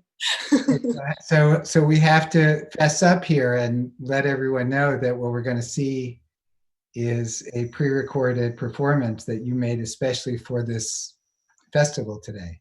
Yes. So I recorded it live in my living room, but triggering samples of the other part myself in real time. And just because of the nature of how the parts fit together, I was a little concerned about how that would happen live over Zoom, etc. So I'm grateful that you guys allowed me to sort of make sure that I could get it all in one piece. Also, we have you here live, so we kind of feel very grateful for that chance for people to meet you and see you in this moment, you know, and hear about your work. And I'm just curious how this time has been for you too. Has this been a creative moment, you know, in isolation or frustrating, or I mean, all the above, or all the above?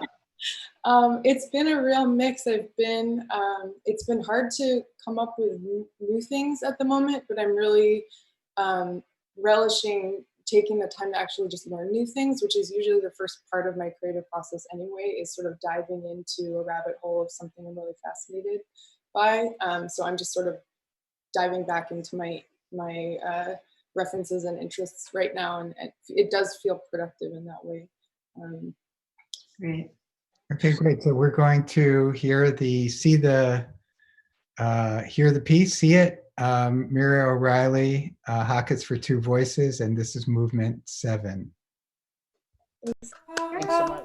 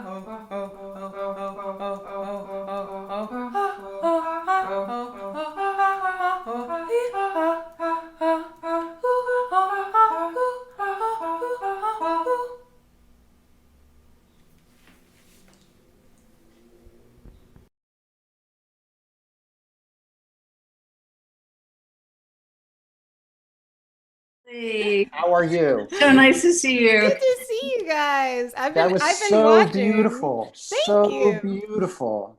Thanks so much. I've been enjoying the whole show, so thanks for doing this. It's been such an awesome way to spend Sunday, and I am glad that I got to be part of it. What? Oh, I got confused. Are we on, Jody? Yeah, we're on. We're on. Oh, we're on. Okay. Great. Sometimes I'm not sure.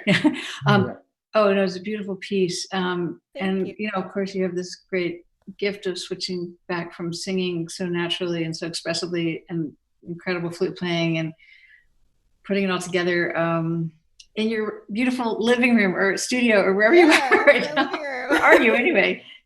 I'm in Chicago. Oh, you're in Chicago. Okay, Yeah. we thought so, but yeah. But fantastic piece, and I don't know. Did you mention the year of the piece? It's an earlier work. I know it is. I think that piece is maybe like 2008. Has to have been 2008 or so, a long time ago. So sometimes I like to just bring it back out. It does seem like, it's the moment for timely, it right now. yes, so definitely. And congratulations on your album, which we were hoping to do this summer at Loud Weekend, and your Grammy nomination. Thank you. Hey, we don't know what we can do this summer yet. So, even though things won't be as they normally are, we don't know yet. So we're hoping, first of all, to keep events like this going, but certainly to involve your participation. And so it's. We'll keep you posted in summer. Good, yeah. But I am. Well, I wish I could be with y'all in person. It would definitely be nicer. It's mutual. Yeah. Well, also the thing that's so beautiful, I think, is it's like we met you as a flutist. I didn't know you were a composer until you were a composer everywhere. And it's like this moment happened, and all of a sudden, sort of like your definition in the world changed. That must be very strange for you, right? I mean, it's strange, but it's also, it's kind of by design. I think I sort of was just coming. I had these identities that I was sort of hiding away, and alter egos, and playing in different spaces, and singing in different spaces, and writing music in other spaces, and sort of just putting on my classical face when I had to. And so this moment in my life is a lot about just sort of owning who I am. And so it's strange that it happened like all at once. Like people were like, this is a vocal album? What happened? But I think it just was the moment. It was the time for me to just decide to be myself. I think that's why that the record feels so authentic, is because it really feels like all the different parts of you have been assembled, So it feels really honest and authentic and really beautiful and open. Thank you. That's what I'm going for. Right now, are you working on a new project during this time period? What's happening? Yeah, I'm creative brain. I know. I'm working on a lot, which is good. It's nice to actually just be able to sort of like center myself in my composing space, which is good. Right now, I am working on a new piece for 2 guitars, which is a brand new adventure for me. And I'm working on a piece, starting to work on a piece for percussion, which is really exciting, and starting to think ahead also to my next album, which is gonna be, I think all of these pieces are in some way reflective of that. The next work is all very introspective, doing a lot of sampling of my own voice and text, and doing a lot of sort of taking I don't know, stock of my headspace, which this moment is really good for. But so all of those pieces are sort of coming into shape and focus right now, which is really nice, and some things down the road, and some fun new commissions that have sort of just popped up in this moment too. So I'm loving it, actually. That's great. Great. Yeah. Great. Amazing. Well, thank you so much, Natalie. We're going, I think, to San Diego to hear Steve Schick. Yay! His solo percussion piece. He's going to play Vinko Globakar's Touché, which if you have seen Steve Schick, you know what a great treat that is. And thanks so much for being part of today. Thank you for having today. It's amazing. And I'm going to keep tuning in. I've been having so much fun. I'm like in all of the Facebook comments. So I'm going to get back to that. That's great. Great. And to San Diego and Steve Schick and Vinko Globakar.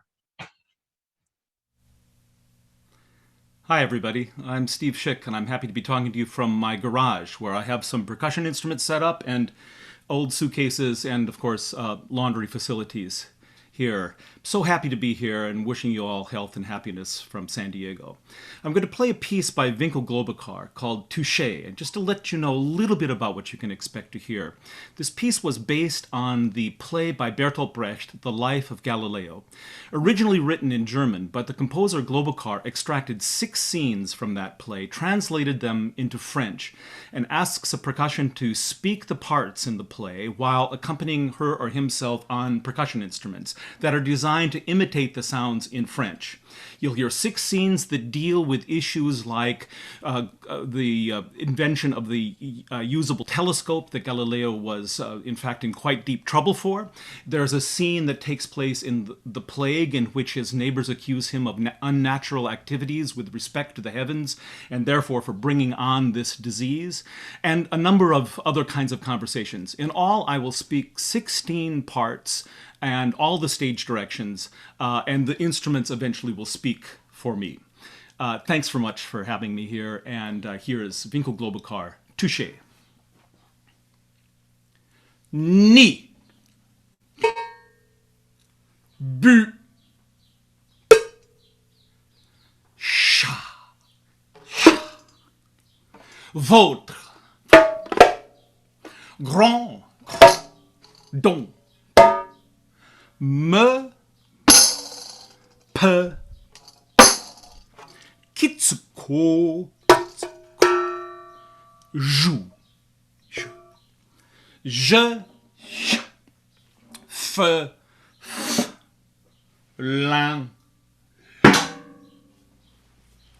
Sagredo.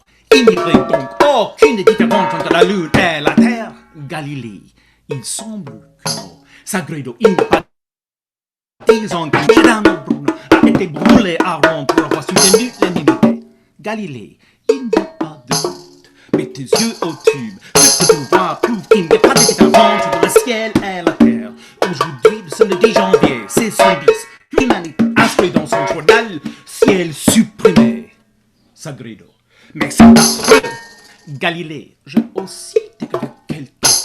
Entre Sarti, le créateur.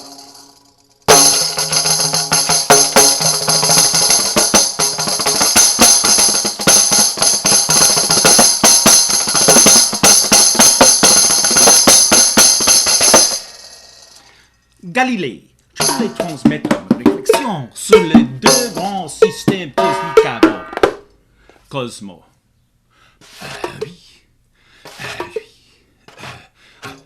Comment monsieur Galilée, très bien, votre excellence, si vous permettez, j'ai ici le livre très grand.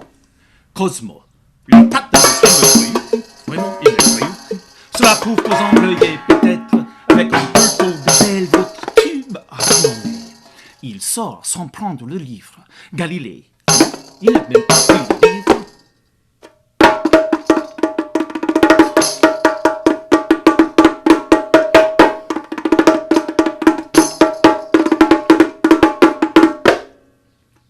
Cosmo, regardons les dames de la cour. La vieille dame. Le monsieur se demandait si elle existait vraiment. Pause. La jeune dame, on peut voir chacun de votre instrument. Federsoni, oui, à l'intérieur du troupeau. Galilée, monsieur. Qu'il regardait, oui ou non. Le philosophe, bien sûr, bien sûr. Le mathématicien, bien sûr. Pause. Soudainement, Andrea va droit vers la sortie. Sa mère l'arrête. Madame Sarti. Andrea, il sort. Le philosophe. Le maréchal. Monsieur, oui, je peux faire remarquer un bal officiel construit par Cardot.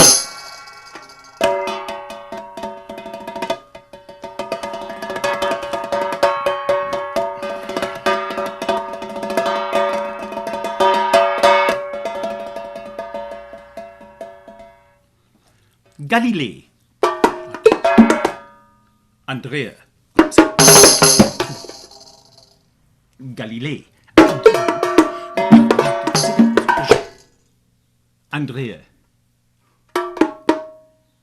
Galilée. Andrea. Galilée.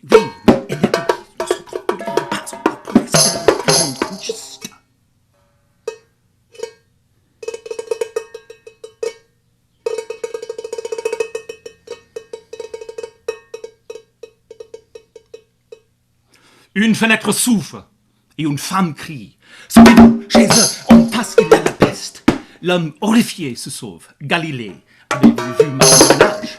La femme, dans la rue. Elle veut savoir, c'est parti. Elle ferme la fenêtre. Les enfants descendent dans la rue. Ils aperçoivent Galilée et se sauvent en criant. Galilée se retourne. À ce moment arrivent en courant 2 soldats en armure. Les soldats entrent dans la maison. Avec le lance, ils repoussent Galilée dans sa maison. Ils verrouillent la porte. Galilée, par la fenêtre. Les soldats ont mené sous le pré. La femme apparaît de nouveau à la fenêtre. La femme, testé, pourquoi ne pas? Les soldats tirent une corde au travers de la rue. La femme, personne ne pourra entrer dans notre maison. Vous n'avez pas besoin de ici. Ici, tout est sain. Halte, écoutez donc. Mon mari est en vie. Il ne pourra même plus rentrer. Salaud! Salaud! On entend de l'intérieur ses pleurs et ses cris. Les soldats s'en vont.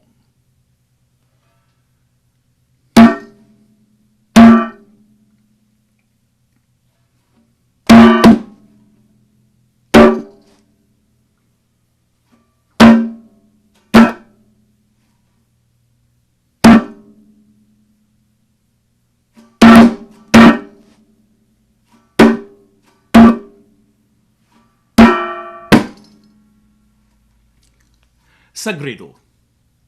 Si nous sommes que des constellations, où est Dieu alors? Galilée. Sagredo. Dieu. Où est Dieu? Galilée, très énervé. Là-haut, sur mon pas. Mais si là-haut il y avait des êtres vivants, il ne trouvait pas Dieu sur notre terre. Sagredo. Où est Dieu alors? Galilée. Suis-je théologue? Je suis mathématicien. Sagredo, avant toutes les âmes, et je te demande, où est Dieu dans ton système cosmique? Galilée, en nous ou nulle part? Sagredo, furieux, comme le prétendait l'atelier. Galilée, comme le prétendait l'atelier. Sagredo, c'est pourquoi on l'a brûlé sur le bûcher il n'y a pas 10 ans de cela.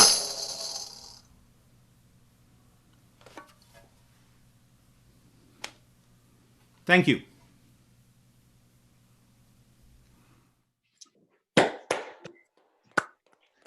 All right. Oh my God, that was so great. Amazing. Beautiful. So great.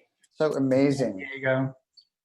I mean, I love it. It's such a great storytelling when he looks right at the camera, and it's really exciting. I also really love that he's doing all of this incredible stuff in his washer and dryer in the back, you know. Right, there's some kind of faucet sink. Where we are, Who's in the right? basement? We're in the basement. Yeah. Founding member of the Bang on a Can All-Stars, and of You course, did. also conductor, and just an amazing, has really changed the world of percussion. Let's see. Thanks to everyone who bought a ticket, and thanks for being with us today. We have, here's the good news. We're going to do this again on June 14th. Yes. And until we're all in the same room, until we're all together, we're going to keep doing these things. We've commissioned 7 new pieces for June 14th, and we've got a lot of great. Roscoe Mitchell is going to join us on June 14th, and Nico Muley is going to join us, and Nadia Sirota, and a bunch of amazing performers and composers. So please, you know, mark that in your calendar. We'll be back. And a lot of great stuff coming tonight. Steve Reich is, we're not only going to hear Claire Chase play Vermont Counterpoint, but Steve is going to join us for a quick chat. And, you know, I want to thank want to thank everyone for watching and let you know that, our archives have opened this weekend at canland.org. There's more stuff than you could ever listen to, ever, on there. Ever. Including a young David Lang. Including a young Stephen Schick. Julia Wolf, and a young Steve Schick, and a Forever young. I can say honestly that archives are very embarrassing. But we made the decision not to cut things out because we were embarrassed about our younger selves. We did that.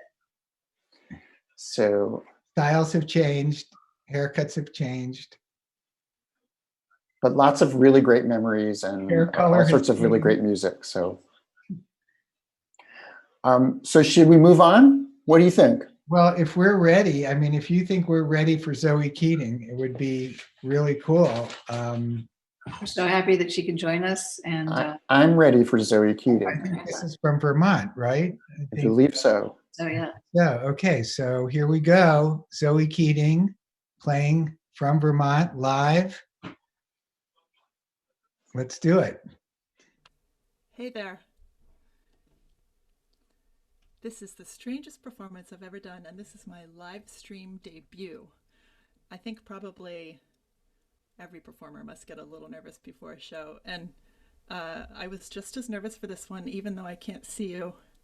But my things I'm nervous about are different than normal. Like, will the sheet on the wall behind me fall down in the middle of the song?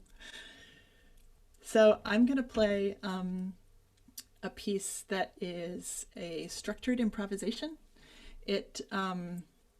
Some of it is composed and some of it I wing every time, and I never really know how it's going to turn out. So here we go.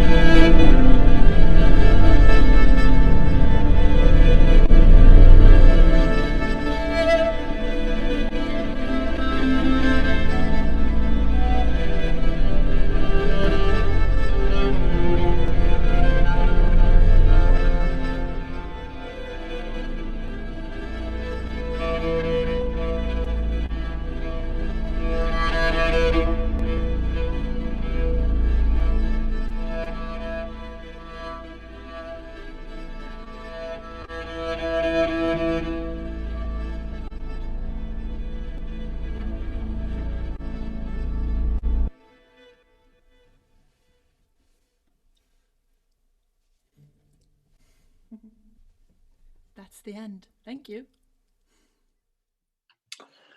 Okay, Zoe Keating, that was Zoe so Keating, beautiful. thank you so much. Zoe. Beautiful. And here we have Mia Masaoka.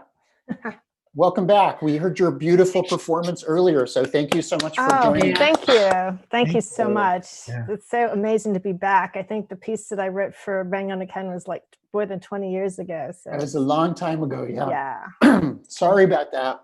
Oh no. It's nice to have you back. I'm thrilled. Thank you. Really nice. So can you tell us a little bit about that instrument that you were playing? Because, you know, we know you as being the person who sort of takes the koto into all these different places. You make kotos out of lasers, you make kotos out of everything. So, but this one just seemed like one fine, tiny little wire. And what is going on with that? Well, I played kotos with a number of different strings, of course, the 13, the 17, the 21, the 25, etc. And then Paulina Oliveras introduced me to Isui Minagishi, who is a master of the one-string koto, the Ichigenkin.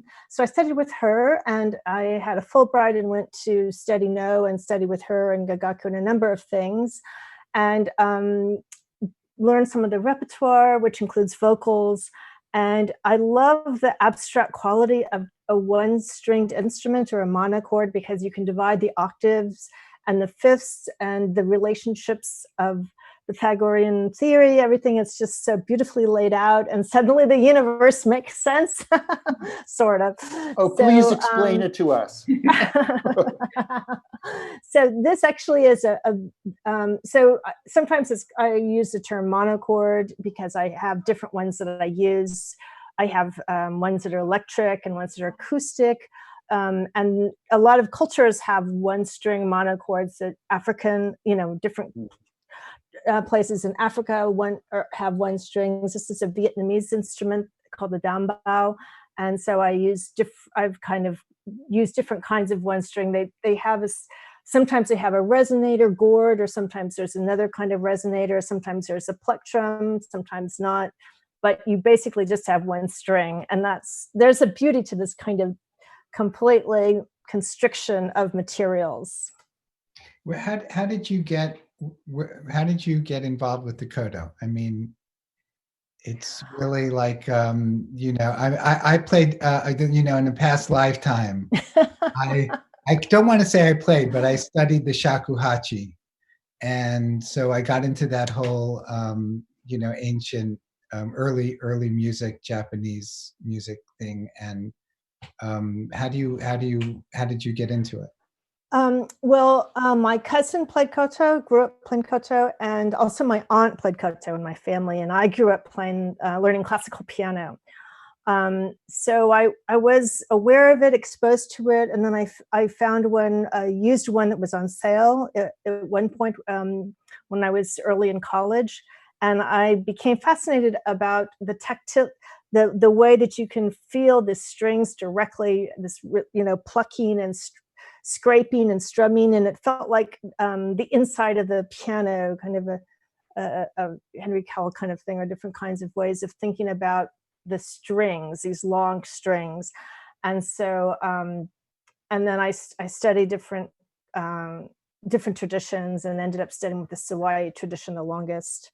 Then it was also concurrent with starting the Gagaku Society in San Francisco, where I flew in those were the days when Southwest Airlines had $35 trips from Los Angeles to San Francisco.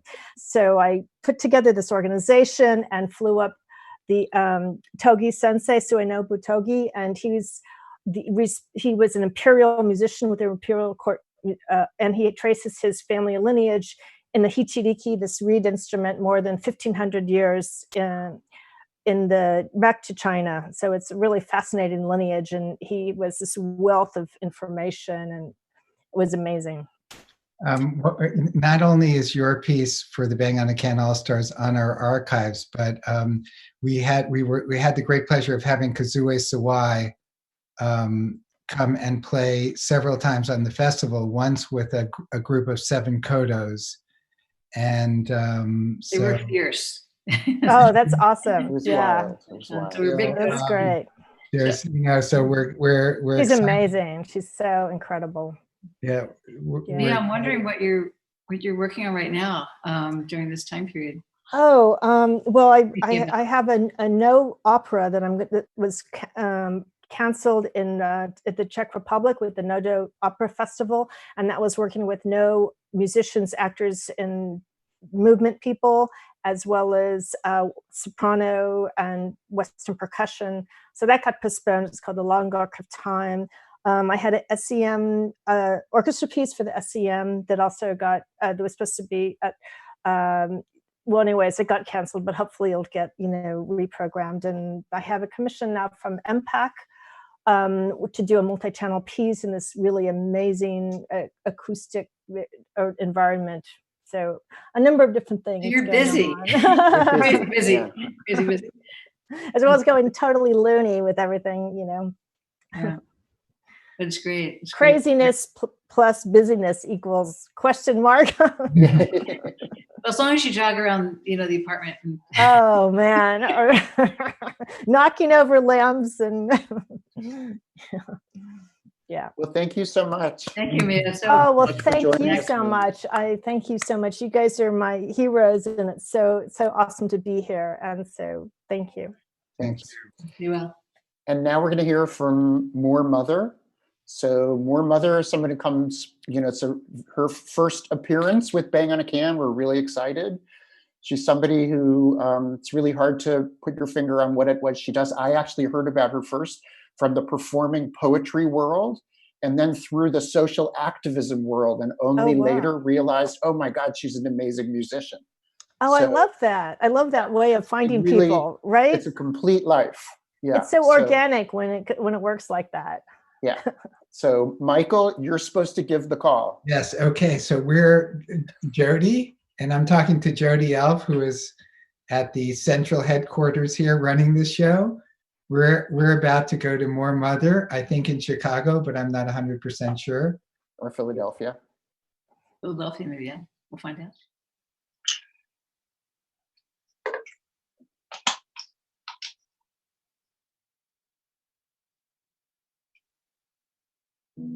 You hear me okay?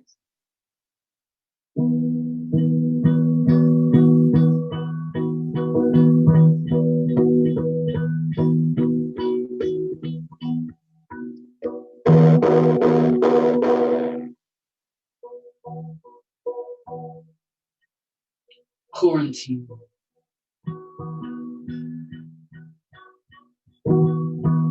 Isolation.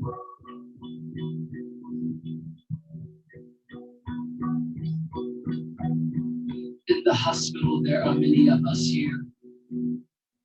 Some of us can walk. Every day in death, every hour a man pulls up someone new. They are overcrowded. No more beds. Some go back into the van and drive away to some other place. The doctors are covered in plastic. White and yellow, no face, just plastic. Plastic, plastic, plastic. I am poisonous and anxious. And I think about my mother who touched me before I left.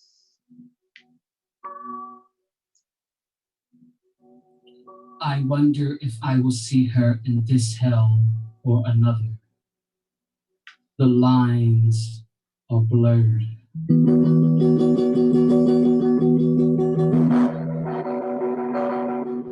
They came to my village.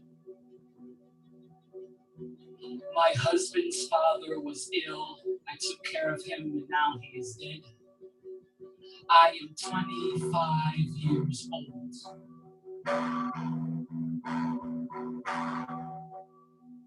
I have 4 children. They came to my village. I am sick. They have come to take me away in the back of a van where so many have died before me. I am leaving and no one can say goodbye.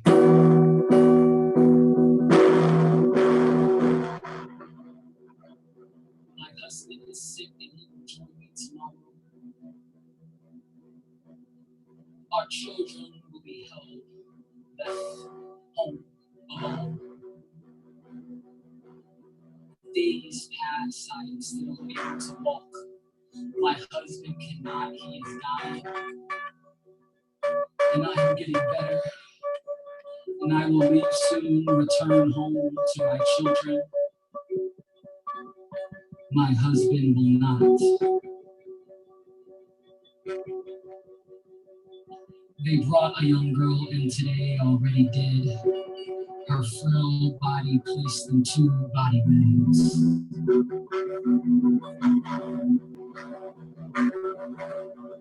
These men, with the sun on their back, families lost, are digging up the earth.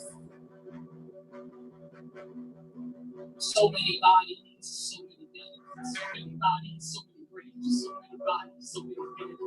Did you see it? Did you feel it? Did you see it? Did you see it? Did you see it? Did you see it? Did you see it? Did you see it?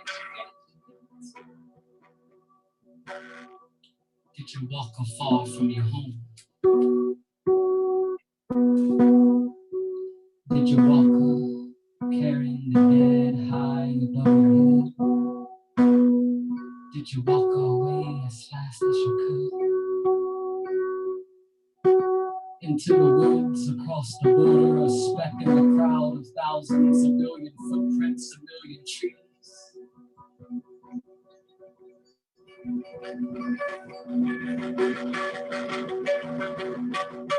The sick stay at home so nobody sees. The sick stay at home so nobody knows. The sick stay at home so nobody sees. The sick stay at home so nobody knows.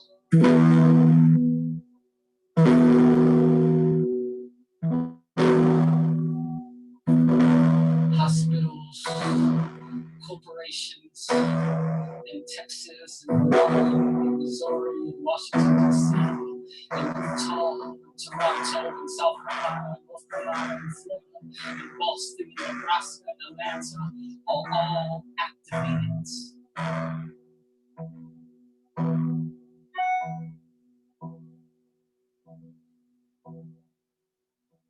Who eyes?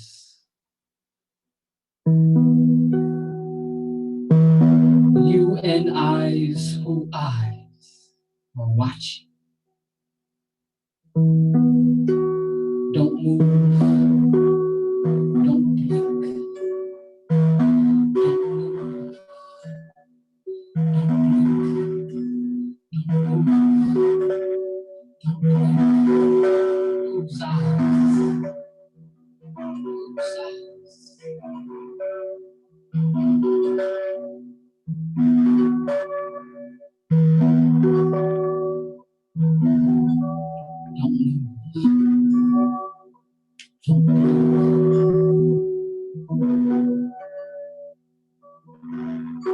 The count is up.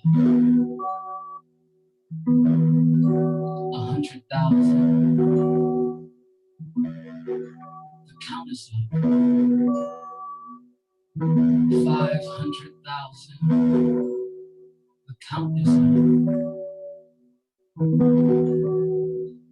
million, 2 million. The count is up. The count is up. The count is up. The count is up. The count is up. The count is up. The count is up. Meanwhile, people in California are protesting the closing of the beach. The count is up. The count is up. The count is up. Meanwhile, the family up in the morning preparing for prayer is greeted with a martyr on their doorstep. The count is up. The count is up. The count is up. Don't worry, a new report out saying what effect that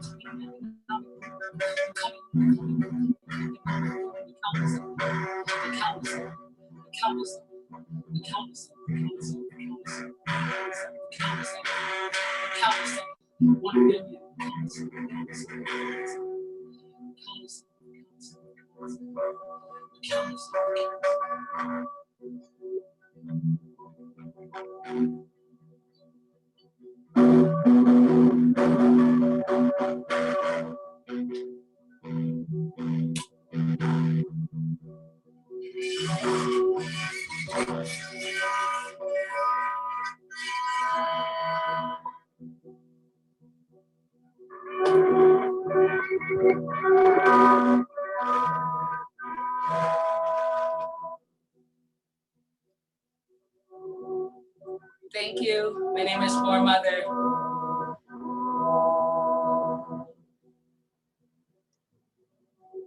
Okay, hey there. Wow, that was Oh my God, more mother. So beautiful. Really and fantastic, really And intense. so true.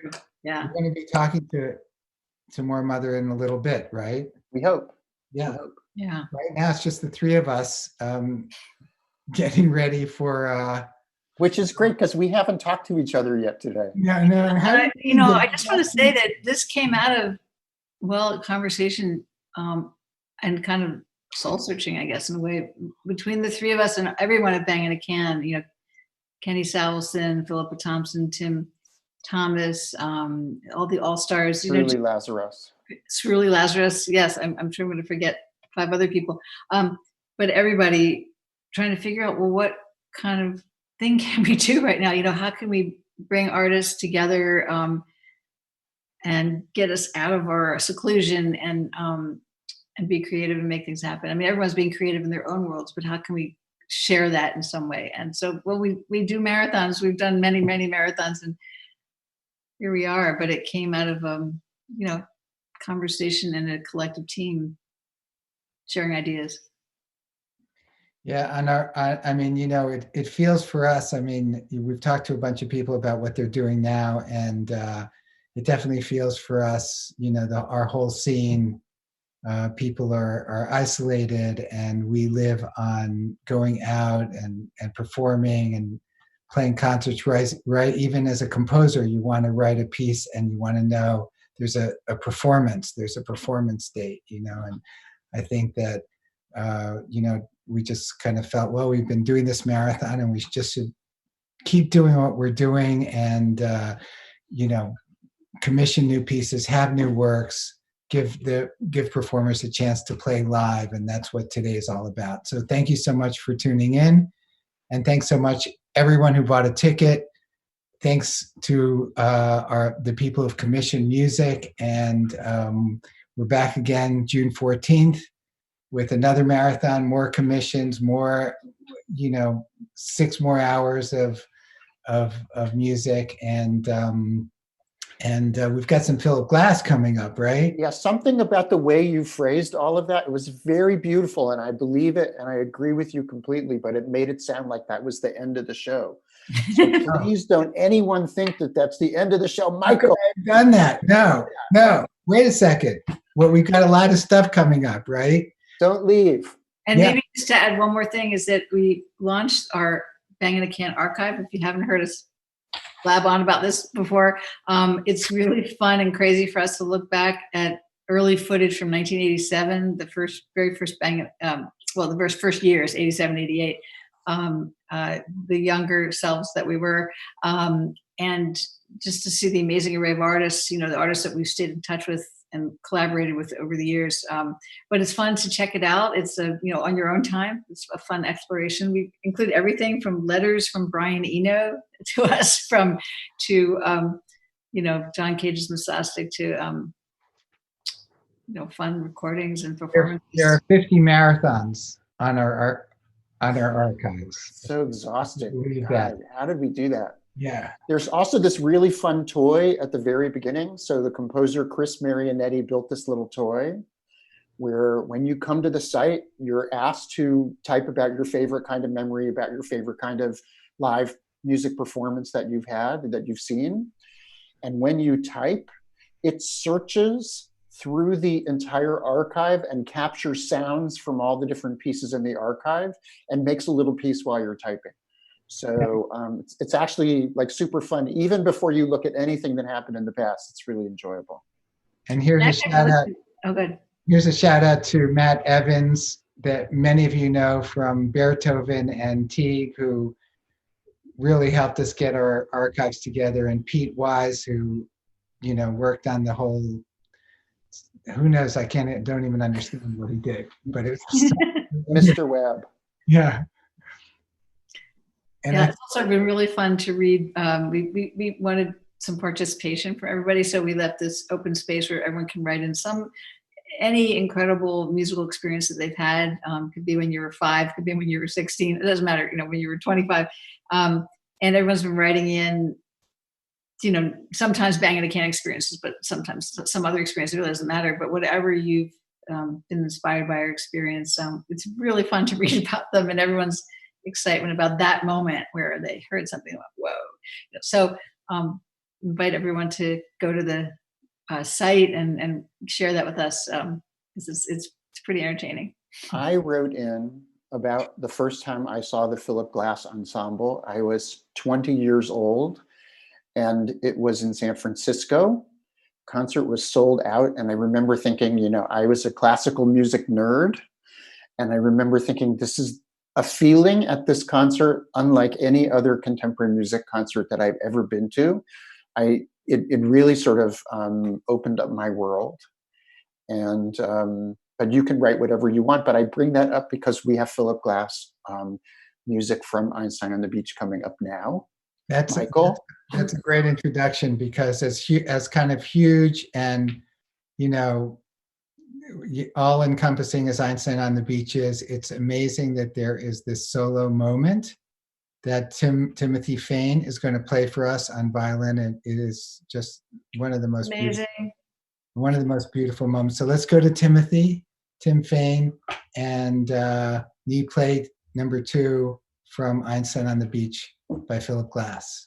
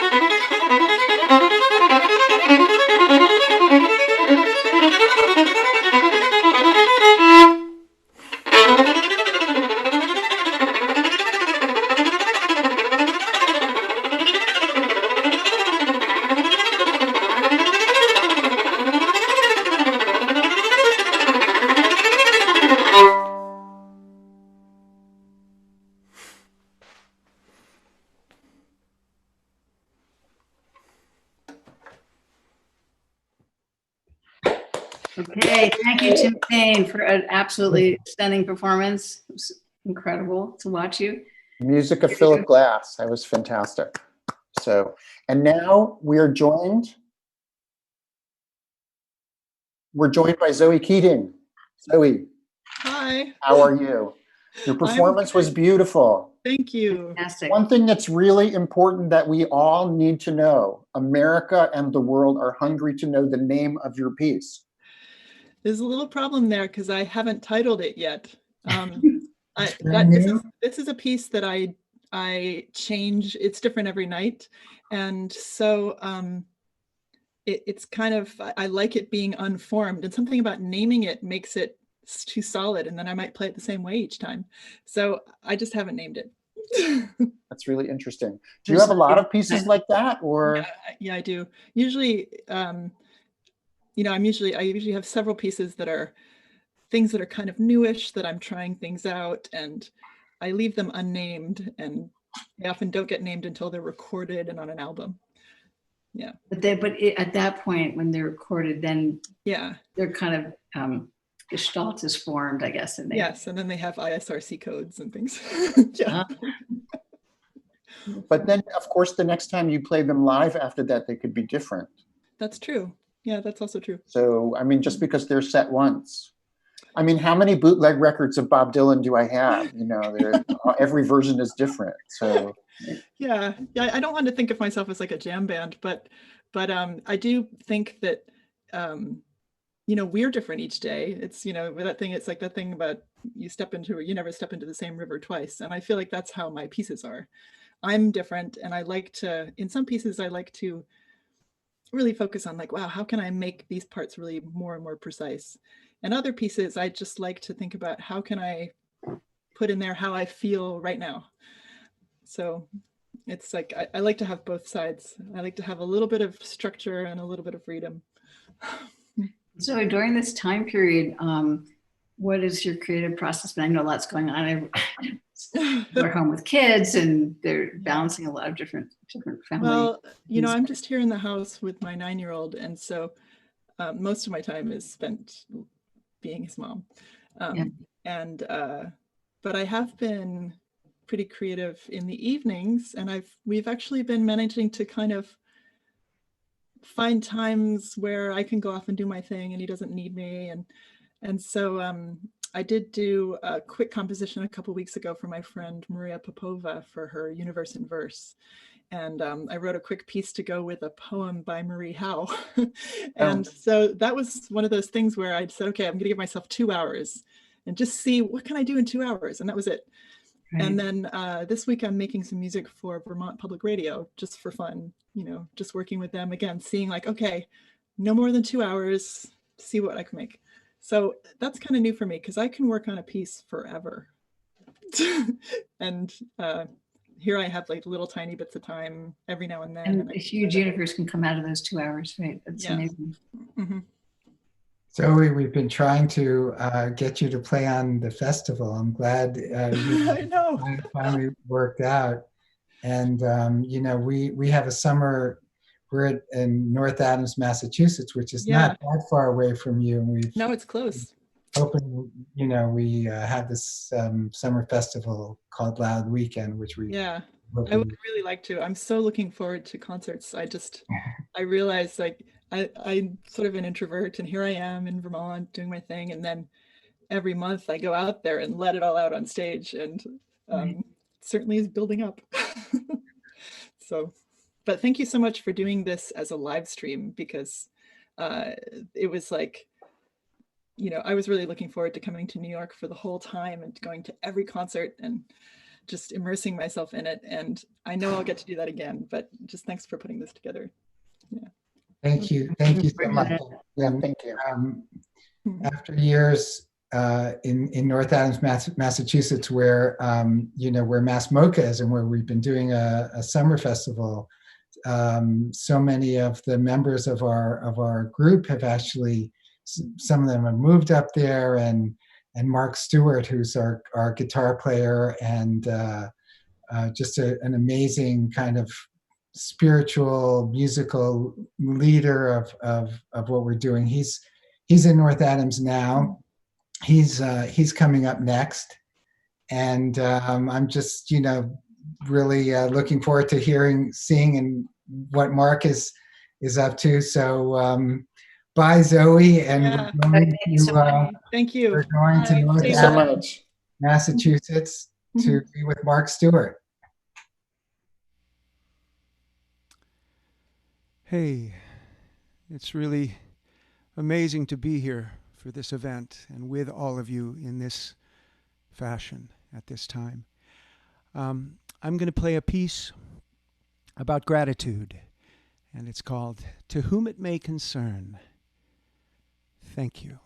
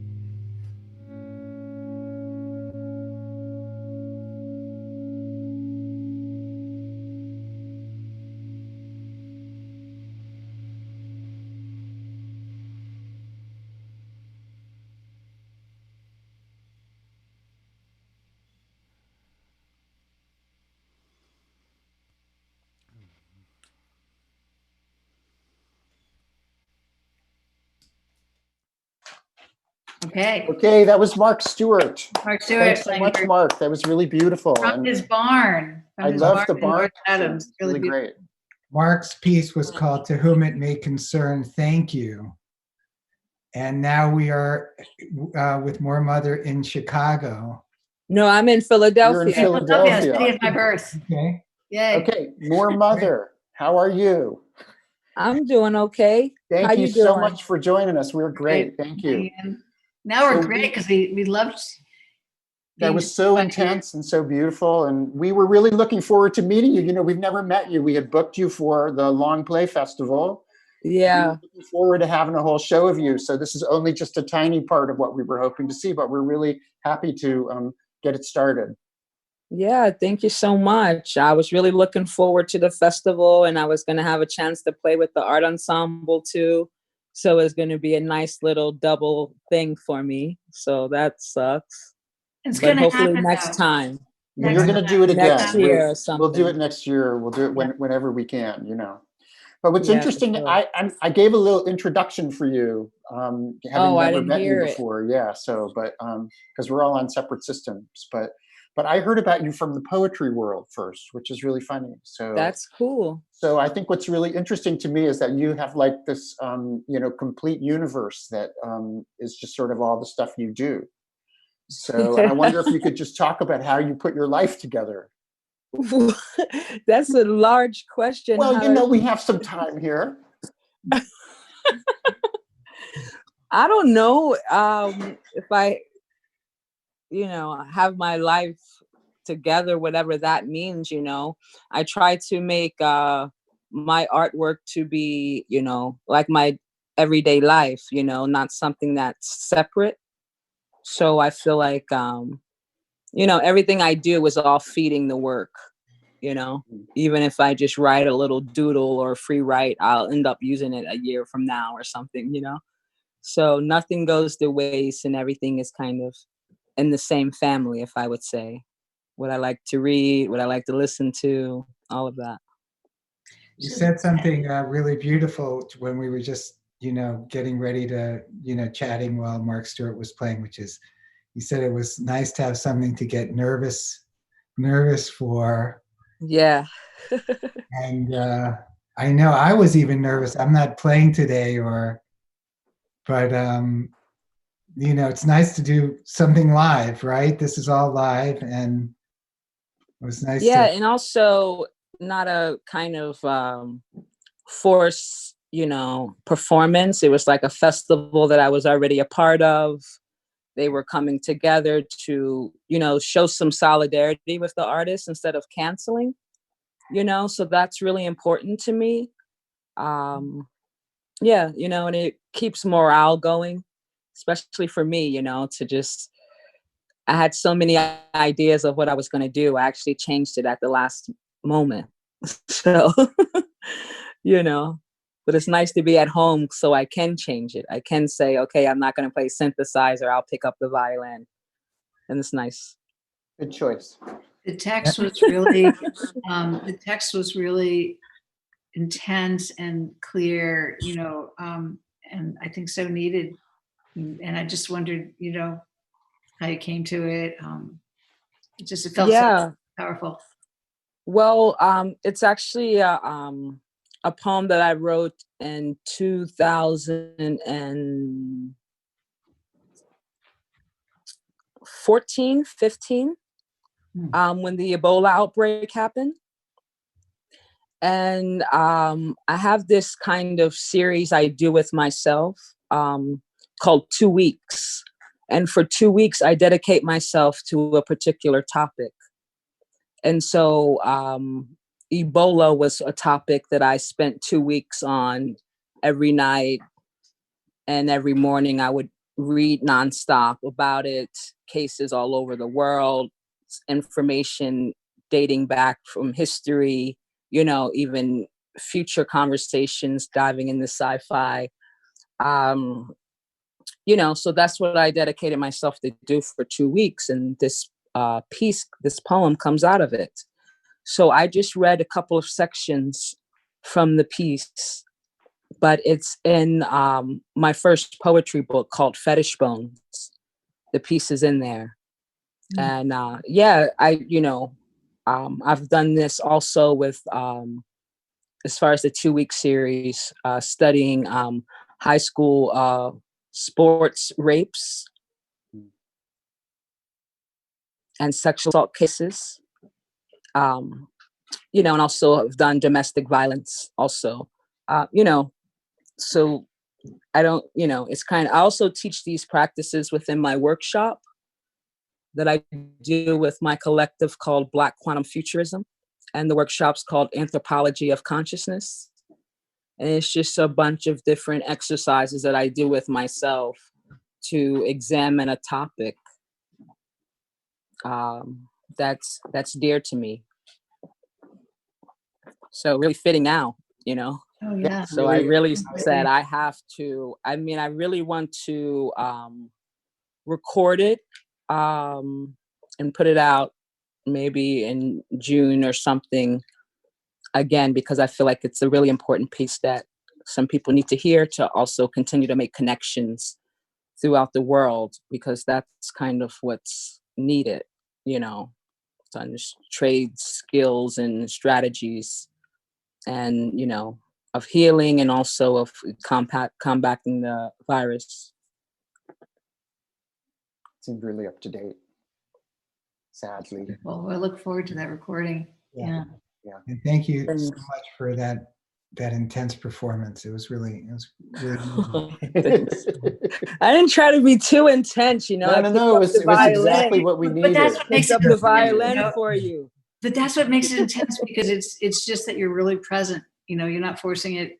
You're not like, over dramatized. It just is intense, by this simple, pure delivery that you give. It's really. Thank you very much. I'm looking forward to seeing the whole show. Yeah. Yes. I'm looking forward to booking the whole show. Thank you. I'm sure it'll be totally different. It'll be something, but yeah.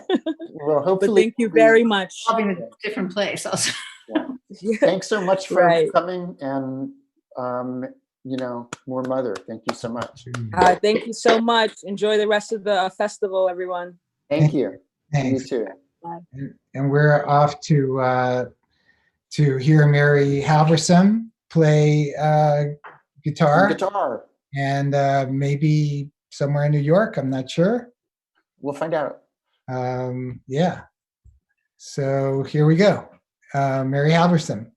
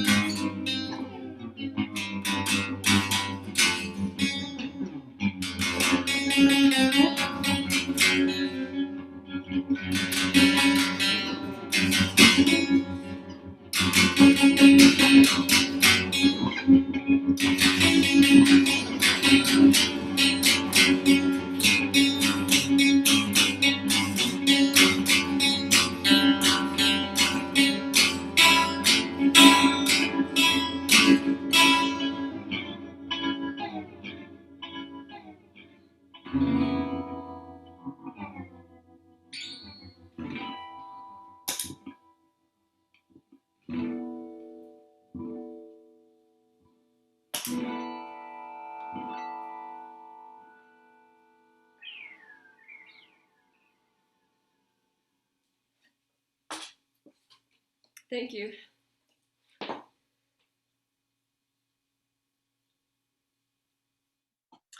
Okay, well, thank you, Mary Halverson. Beautiful, beautiful performance.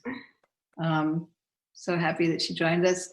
And we're very honored to welcome Molly Joyce here, one of our commissionees, I should say, for this Bangonacan Marathon. We're so happy that you jumped in and wrote a beautiful new piece called Purity for David Cosson. And just curious how that process was of you and David working together through the wires, how you built the work, in communication with him. Sure, and of course, I want to say thank you all so much for having me. I'm really so fortunate and grateful to be part of this event. It's been such a highlight to tune in today of really, I think, my whole quarantine period. And when David and I initially connected, we just kind of discussed our favorite percussion instruments, and it quickly narrowed down to the vibraphone was a favorite of ours. And I was particularly excited because I really love the sound from the vibraphone, also the possibilities where I feel that I can get very kind of pure pitch sound, but also can be kind of expanded with the pedal or the motor. And particularly, I have to give credit to a few months ago, my friend Jess saying, introduced me to all these kind of foil possibilities with the vibraphone, particularly how you can wrap some of the bars in aluminum foil or put the foil underneath or above. And I don't want to necessarily give the piece away, but that became a huge focal point for me with this piece, and trying to kind of obscure or mess up this kind of pure sound of the vibraphone. And as you'll see and hear with David's setup, is kind of accompanied by various cymbal sounds as well. Sounds really beautiful. How was the process of rehearsing over Zoom work? I mean, how did you feel? Like, did it feel like you were in the room? Definitely felt, I guess, of course, a little different than being right next to, let's say, the player and the instrument. But I think if anything, it hopefully opens up new ways for the composers and performers and audiences alike of listening, and kind of expanded realms of, and also thinking of, just the digital connection. And it was interesting, especially with cymbals and foil, wondering if sometimes the distortion is what I want, or if it's the Zoom added distortion. I don't know. For me, it's all good, I think, but at least for now. Do you want to say something about the title?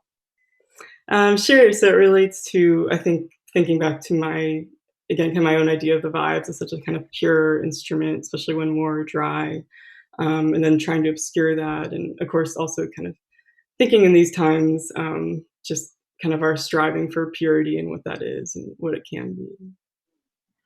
It also seems like something that's behind a lot of your music, actually, is this idea of getting to something that's like the simple essence of where you are, So when I saw the title, I thought, okay, this is really, it made a lot of sense with what I know of the rest of your work. So it made me really happy. Oh, thank you. I know that before we go to David Cosson to hear this new piece, we want to thank Raleigh Marcus and Stephen Block and ASCAP, all of whom have helped commission this piece. And thank you so much. And thanks to everyone also who bought a ticket today. It's really, really incredible of you. And we're going to go to the Lower East Side, right, to David Cosson's studio. Street. And we all spend a lot of time because that's where we rehearse. The basement, just to be clear, it's the basement of David's house. And he has all the percussion instruments there. So it's kind of fortunate he doesn't have to travel to create this performance. So here we go to David Cosson in Lower Manhattan and Molly Joyce's new piece, Purity.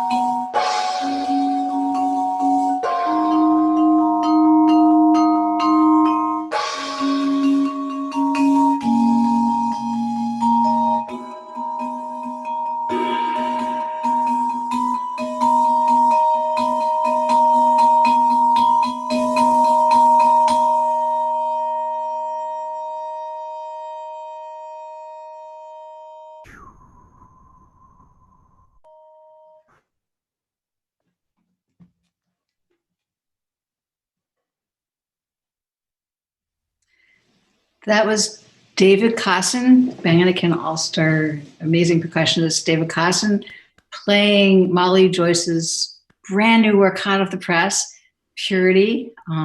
So beautiful to hear the metals together, you know, the tuneful metals of the vibes with the incredible cymbal metals. So different, but all. I travel with David all over the world, and I'm lucky enough to say that and play music with him, and it's always a joy to hear him. I'm usually playing at the same time, so what a pleasure just to sit here and listen to that beautiful new piece. I had a. You're muted. Oh, Mark's a little bit muted. Yeah, Sorry. It's okay. I remember one of the greatest moments I ever had with David Cosson was when the band was playing, the Bangonacan All-Stars was playing in the Royal Albert Hall, right? Always a thrill. And I went over to him to chat about something, and I just said, "So how's it going?" And he said, "Yeah, I'm working really hard to play as quietly as possible and look like I'm playing, like, you know, and make it look like I'm playing really loud." Yeah, that's a professional. He played so beautifully. Peace, Molly, congratulations. Yeah, congratulations. And thank you again, Raleigh Marcus and Stephen Block and ASCAP, our commissioners. One thing else I want to say about the commissions while we're talking about it is we only started this idea of doing this marathon about a month ago, right? So it hasn't been that long. We decided, you know, we looked around, we thought everybody, you know, in our world needs to do something that brings us all together and makes us feel like we're sharing something with each other. And so at that moment, we decided that one of the things we really love is new work. We needed to find people who we can commission immediately to do this work. We needed to find players who would learn this music immediately. So, you know, it's like this whole thing happened because we all decided to rev this thing up as fast as possible. And so it's not only that David just did that great performance of that great piece that Molly wrote, but they did it in almost no time, which is pretty amazing. So.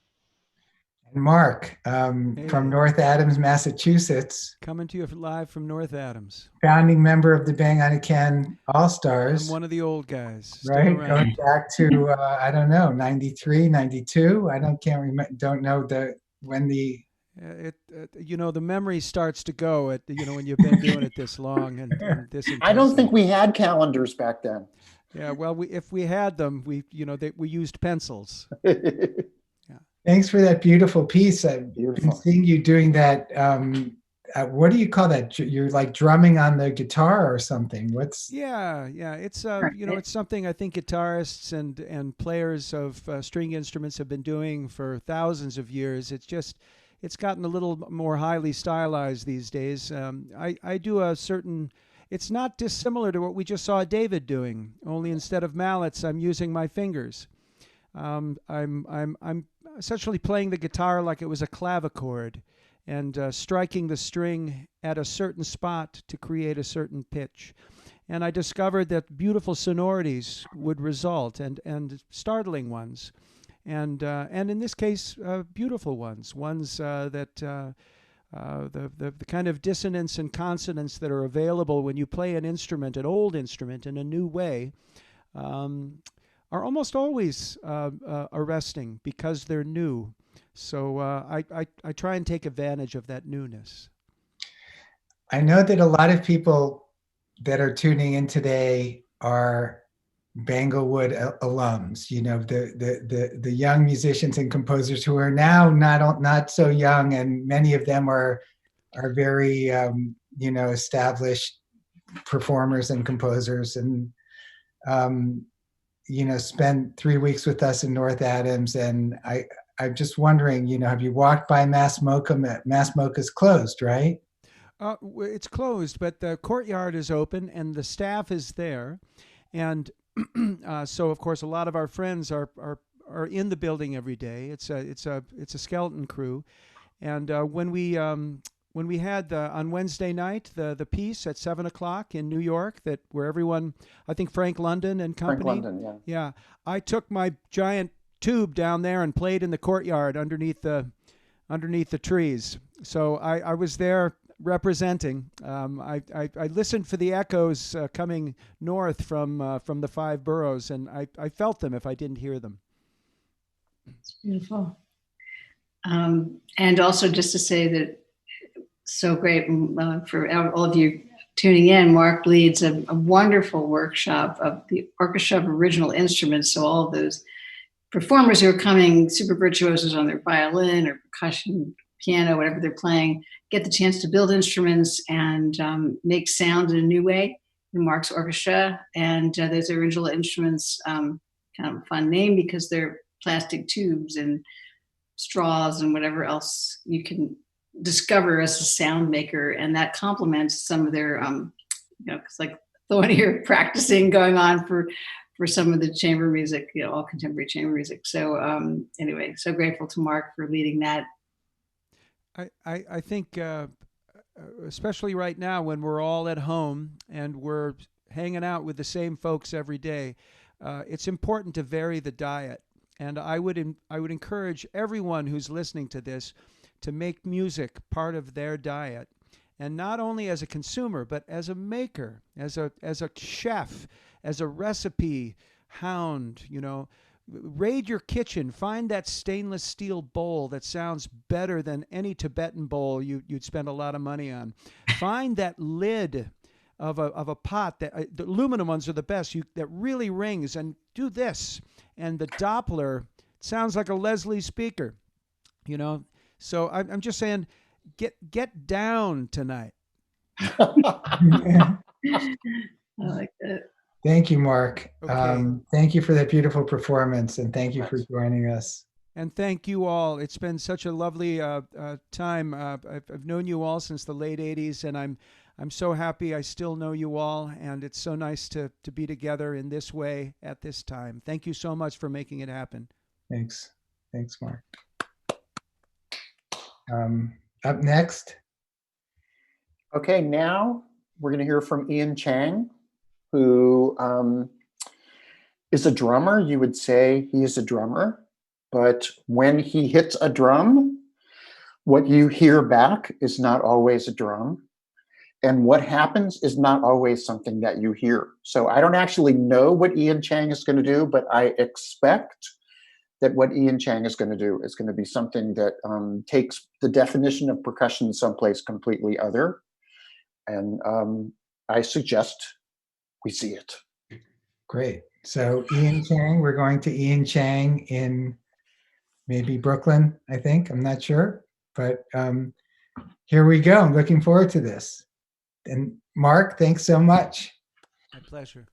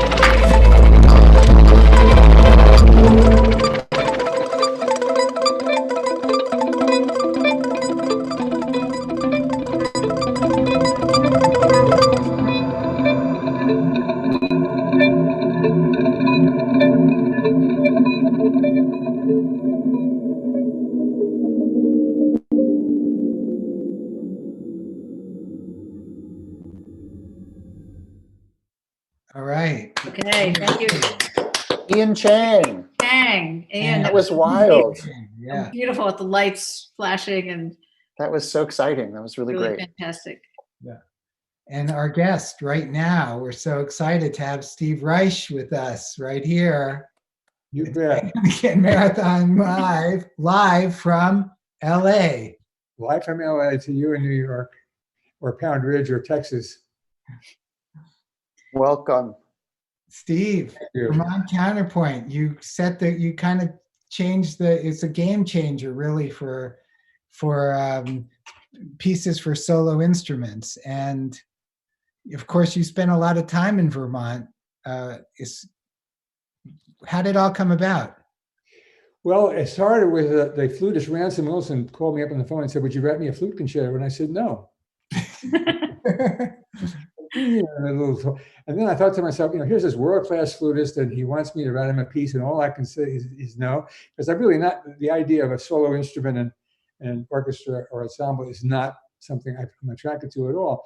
But I started thinking about Violin Phase, which was a piece for pre-recorded, basically one violinist playing against tapes of himself.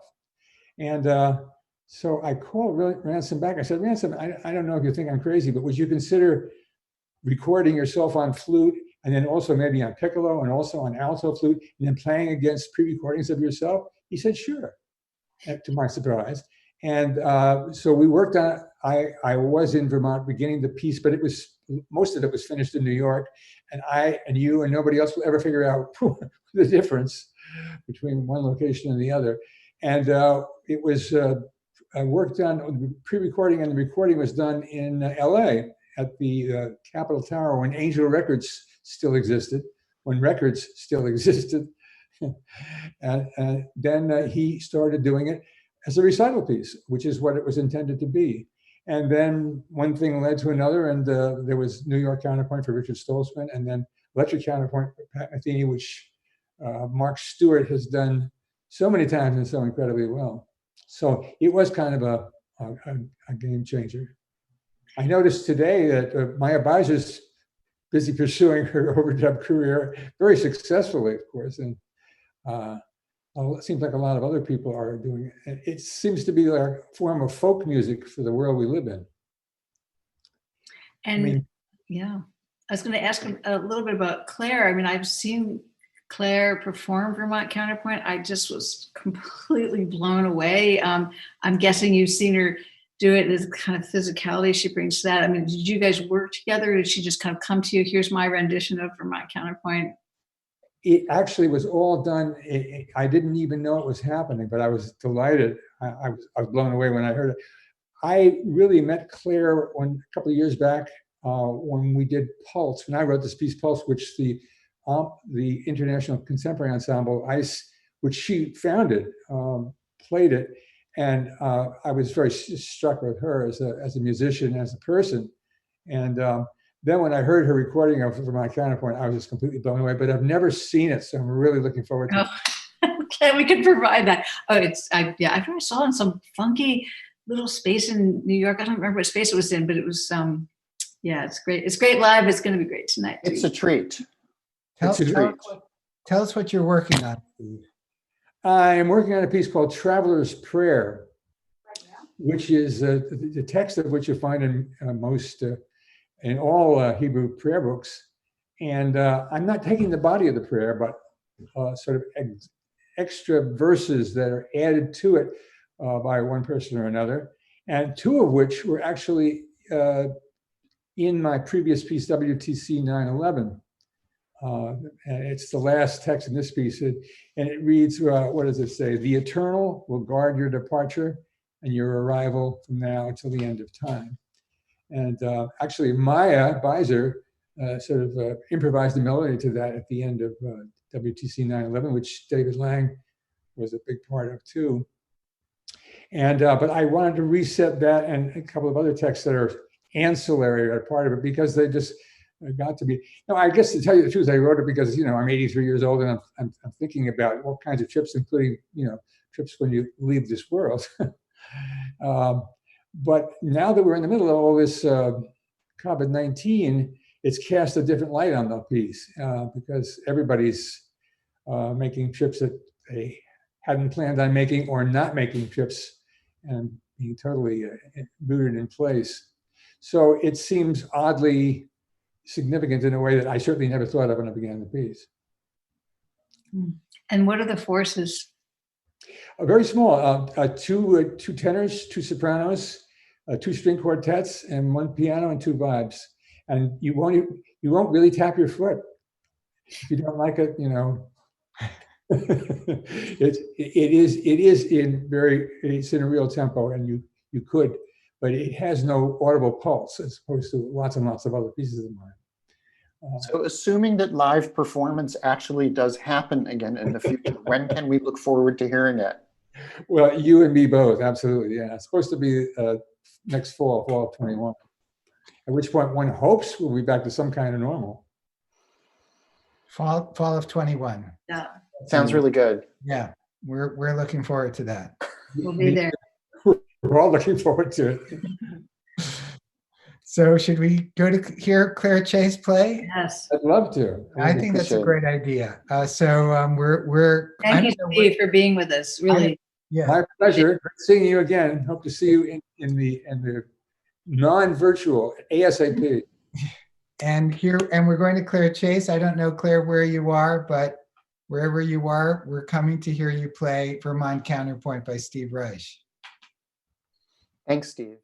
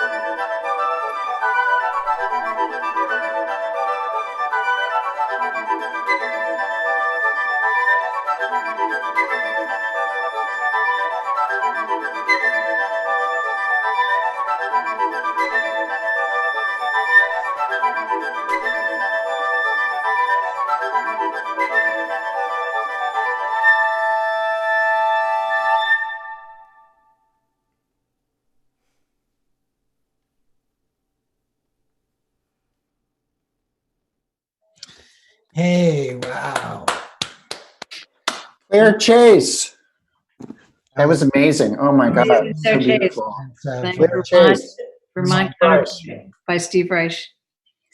So fun to also just to see everybody's homes, and I don't know where Claire was playing from. Did we ever find out where she was located? We'll have to ask.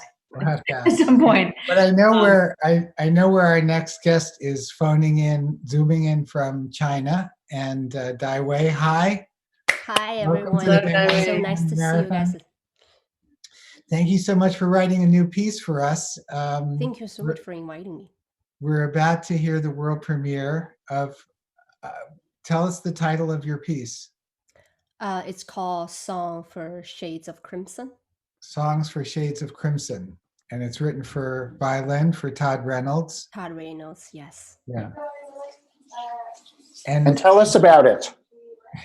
Yeah, so the piece is written for Todd, who I met at Bangonacan Summer Festival last summer, and it was inspired by the pandemic that we're all in right now. And it was all written and done during my last mandatory quarantine, which had been going for more than a month since I entered the country. And at the beginning of the piece, you will hear a heartbeat monitor sound with violin flautando bowing. And I pre-recorded my breathing into the electronics, and later they grow into voices and melodies. Because these elements are basically the things that I heard every time I watch the news, if it's related to the pandemic. And I use an online source, which is basically a world map to track the situation every day. And all I can see in the map are different shades of crimson spreading the world either in light or dark. So the violin in this piece is really leading this personal conversation. And music was such an important companion for me at the time when I was locked in this small quarantine room. And I hope this piece could send out some companion to everyone who listened to it. What was it like working with Todd? You're in China and he's also in North Adams, Massachusetts. It was wonderful. He's super awesome, and he's so easy to work with. The only problem is because a lot of services has been blocked here: Facebook, YouTube, Dropbox, Google. So the uploading file problem, it's there. Yeah, but everything went really well. And did you work through Zoom, or what format? How did you communicate? Yeah, so we basically use Zoom to do sound check, rehearsal, or just talk about the piece. And yeah. Nice. Well, we're excited to hear it. Yeah, we thought it was going to be a really interesting pairing. Thinking about the beautiful piece you wrote, a beautiful piece that you performed in last summer at the Bangonacan Summer Institute at Mass MoCA. So striking, and so we're it's kind of a whole I'm mystery really, about really what. happy and grateful to be part of this event and to be able to reconnect with you all. Well, we're very happy to be able to commission you to do this piece, and we're very excited about the world premiere. Yeah, and thanks so much to our commissioners and to the ASCAP Foundation and Raleigh Marcus and Stephen Block and the Howard Gilman Foundation, the Department of Cultural Affairs of the City of New York. And we are going to North Adams, Massachusetts, to the house of Todd Reynolds, violinist, to hear Dai Wei's piece, Songs for the Shades of Crimson. Just 4 shades. Songs for Shades of Crimson. That sounds better. Here's Todd Reynolds. Good evening.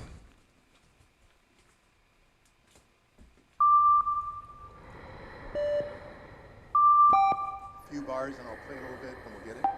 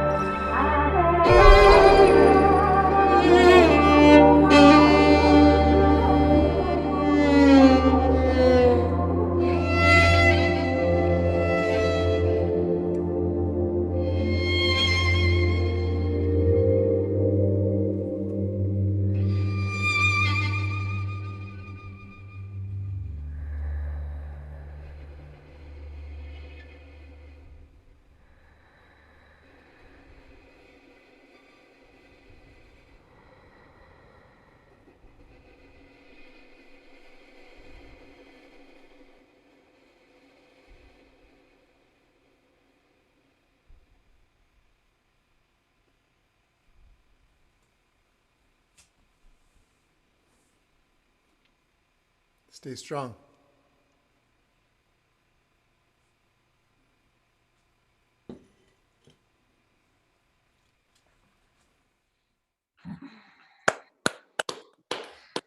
Bravo, Todd. Bravo, Yes, Todd and Wade. beautiful. Such an exquisite work. Thank you. What a great collaboration. You know, when you commission pieces, you just don't know what's coming. You know, that's the excitement. You throw it out there. You pick one great artist and match them up with some other great artist. And it's always a mystery about what's going to happen. But this was certainly very, very moving and rich and wonderful. I have to thank say you, also, Todd. yeah, Okay. to Todd, to Daiwei. But also the other thing is that when you have live performance, everyone is there in front of you and you see everyone together and you see how the magic is made. This is very different because everyone is far away. And so the fact that all this magic is long distance is really even more magical, which is really great. So I really appreciate it and it's so beautiful.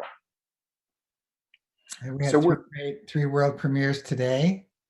And we went into the homes of something like 35 people. And we have over 10,000 unique viewers to the festival today, way over 10,000. Way over. And to everyone who bought a ticket, thank you so much for supporting this. The funds go straight into straight to the artists. And as we've been chatting informally with people, it's just been great to hear people say, it's great to have a gig. It's great to get nervous about something. It's great to be excited about something. Dress up, whatever you do, going to concerts or certainly for performing. And the settings were beautiful. The lights, so many performers played with, strings of lights and color backgrounds. And, you don't always get to make your own stage. Usually you depend on the lighting person. So that is something that is unique to this online activity. It's like, okay, well, I want purple behind me. Or, you're deciding and you're shaping it in a very homespun way. And that's been really fun to see. We did not plan. We had nothing to do with that. But great to see everyone's creativity. Anyone watch all 6 hours? Write in. I see the chat lines active. I did. I did. 3 people did. Yeah, like my son brought me the wine. I didn't even leave to get the wine. So okay. We still have one more piece left, which is going to be amazing. But before we get there, I feel like it's really important to thank everybody who has been part of this, because again, as I mentioned earlier, we started this only a month ago. We just decided, okay, everything is shut down. We have to do something. We have this incredible team of people who work so well, and we mobilized them.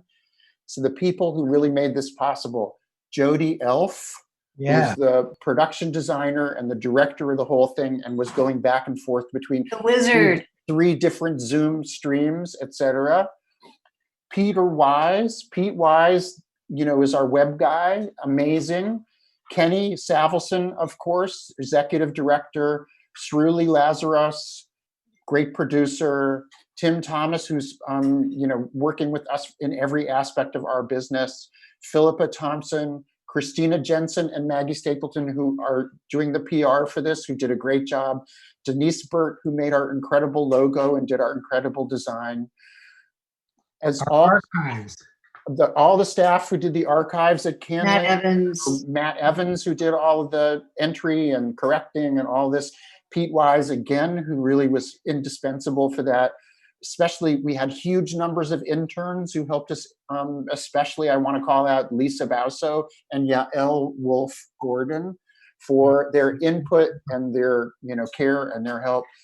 Part of the reason why we did this whole festival is because we have an amazing organization that we put together over 33 years. And when the business shuts down all across the world, when nobody can do anything, these people who have these skills and talents can't use them. So we made this thing together partly because we love music and we love everybody, but because this is what we do. And now we're really excited that we're going to do it again, June 14th. Michael, do you have any information about what's happening on June 14th? Well, I know Roscoe Mitchell showing up. I know Nico Muley showing up. I know we've commissioned 7 new pieces. Nadia Sirota is showing up. Nadia Sirota showing up. And Shara Warden. Shara Warden, yes. Wonderful. Sharanova, Sharanova is going to be singing, sorry. And we have a lot of these commissions which are coming up, which is going to be amazing. Yeah, we have at least seven world premieres. So please stay tuned. And now we should probably announce the last piece. What do you think? Well, are we done? Have we done it? Have we done it? We thanked everyone, and thank you to all the composers for joining us too. It's such an important part. When we do this live, we don't have program notes. 1987, we got rid of the program notes. And from the very beginning, and actually so great to see Steve Reich here joining us. He was at the very first marathon, and he got up. He didn't know who these upstarts were, Michael David and I and everyone else we were working with. And he got up and he said a word about his piece before we heard it in 1987. And here we are in this very strange virtual world. And Steve was back with us. And to all the composers who jumped on and shared their time with us and gave us a little window into how they what the creative process is. So very important part of the Bang on a Cam thing is to have the living program notes. So that was really, really fun. I want to say one other fruity thing, which is that this stream has been hosted on lots of other sites. So one of the things that this has done is it's really kind of shined a light on the community of people that we are all part of. And we need each other. You know, we can't do this without helping each other. And so I'm hoping that what will come out of this is that we'll all, you know, lend each other a helping hand, because we're not going to make it through it unless we do. And, you know, we have something that should survive, and we need to help each other make it live. So I think that's really kind of beautiful that everybody got involved with this. So. Okay, we're going to hear John Adams' piece, China Gates, played by Vicky Chow, a member of the Bang on a Can All-Stars, and Vicky's internet. Everything you've seen today has been live, except for Mira O'Reilly's performance. Because that music had the nature of it required. And Vicky Chow let us know her internet was not reliable, and she recorded this earlier. So here's Vicky. It's fresh off the press. Playing China Vicky from her apartment in Brooklyn, just to make by John Adams.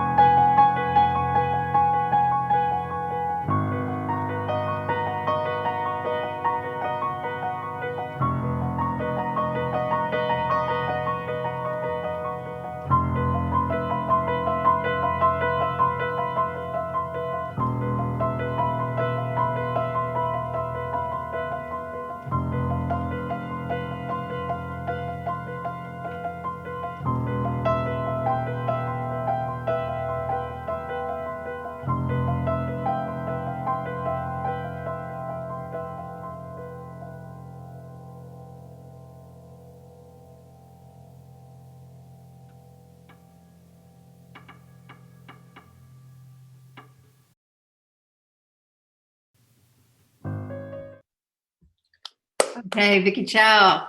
Beautiful. So beautiful. Beautiful piece. Thank you, John Adams. Thank you, Vicky Chow. Thank Okay, you. well, Thank you. Thank you. Well, Thanks for listening. Thanks for normally we'd be giving out drink tickets and we'd all be going to the bar with the drink tickets. We'll do that in the future. And normally we would say, who has been here since the very beginning? And 100 people would raise their hands. No, 10 people would raise their hand. But we know that none of you had anything else to do today. So thank you for staying with us for this entire time. This has been really amazing and really inspiring for us as well. And we'll see you again in 6 weeks. We'll be back on June 14th. So we're going to keep, commissions. as long as we can't be in the same room, we're going to keep doing this. And if you need something to do in the meantime, go to the archives. We have these beautiful Bang on a Can archives we kicked off this weekend just before this event on Friday. There's lots of fun stuff on there from way back. And some of the performers you saw today, even in their earlier selves, are on there. So it's a really fun kind of journey to wind your way back to the earlier years. So please join us on the Canland archive as well. Canland.org. Canland, yes. And there's a beautiful sound art piece by Chris Marinetti right when you get in. Really beautiful. You type in a little memento of a great musical experience you've had, and it creates a beautiful piece of music. So Chris Marinetti made a beautiful piece there. So thanks so much. So see you. Everyone stay well, stay safe, and safe. do beautiful things. Bye.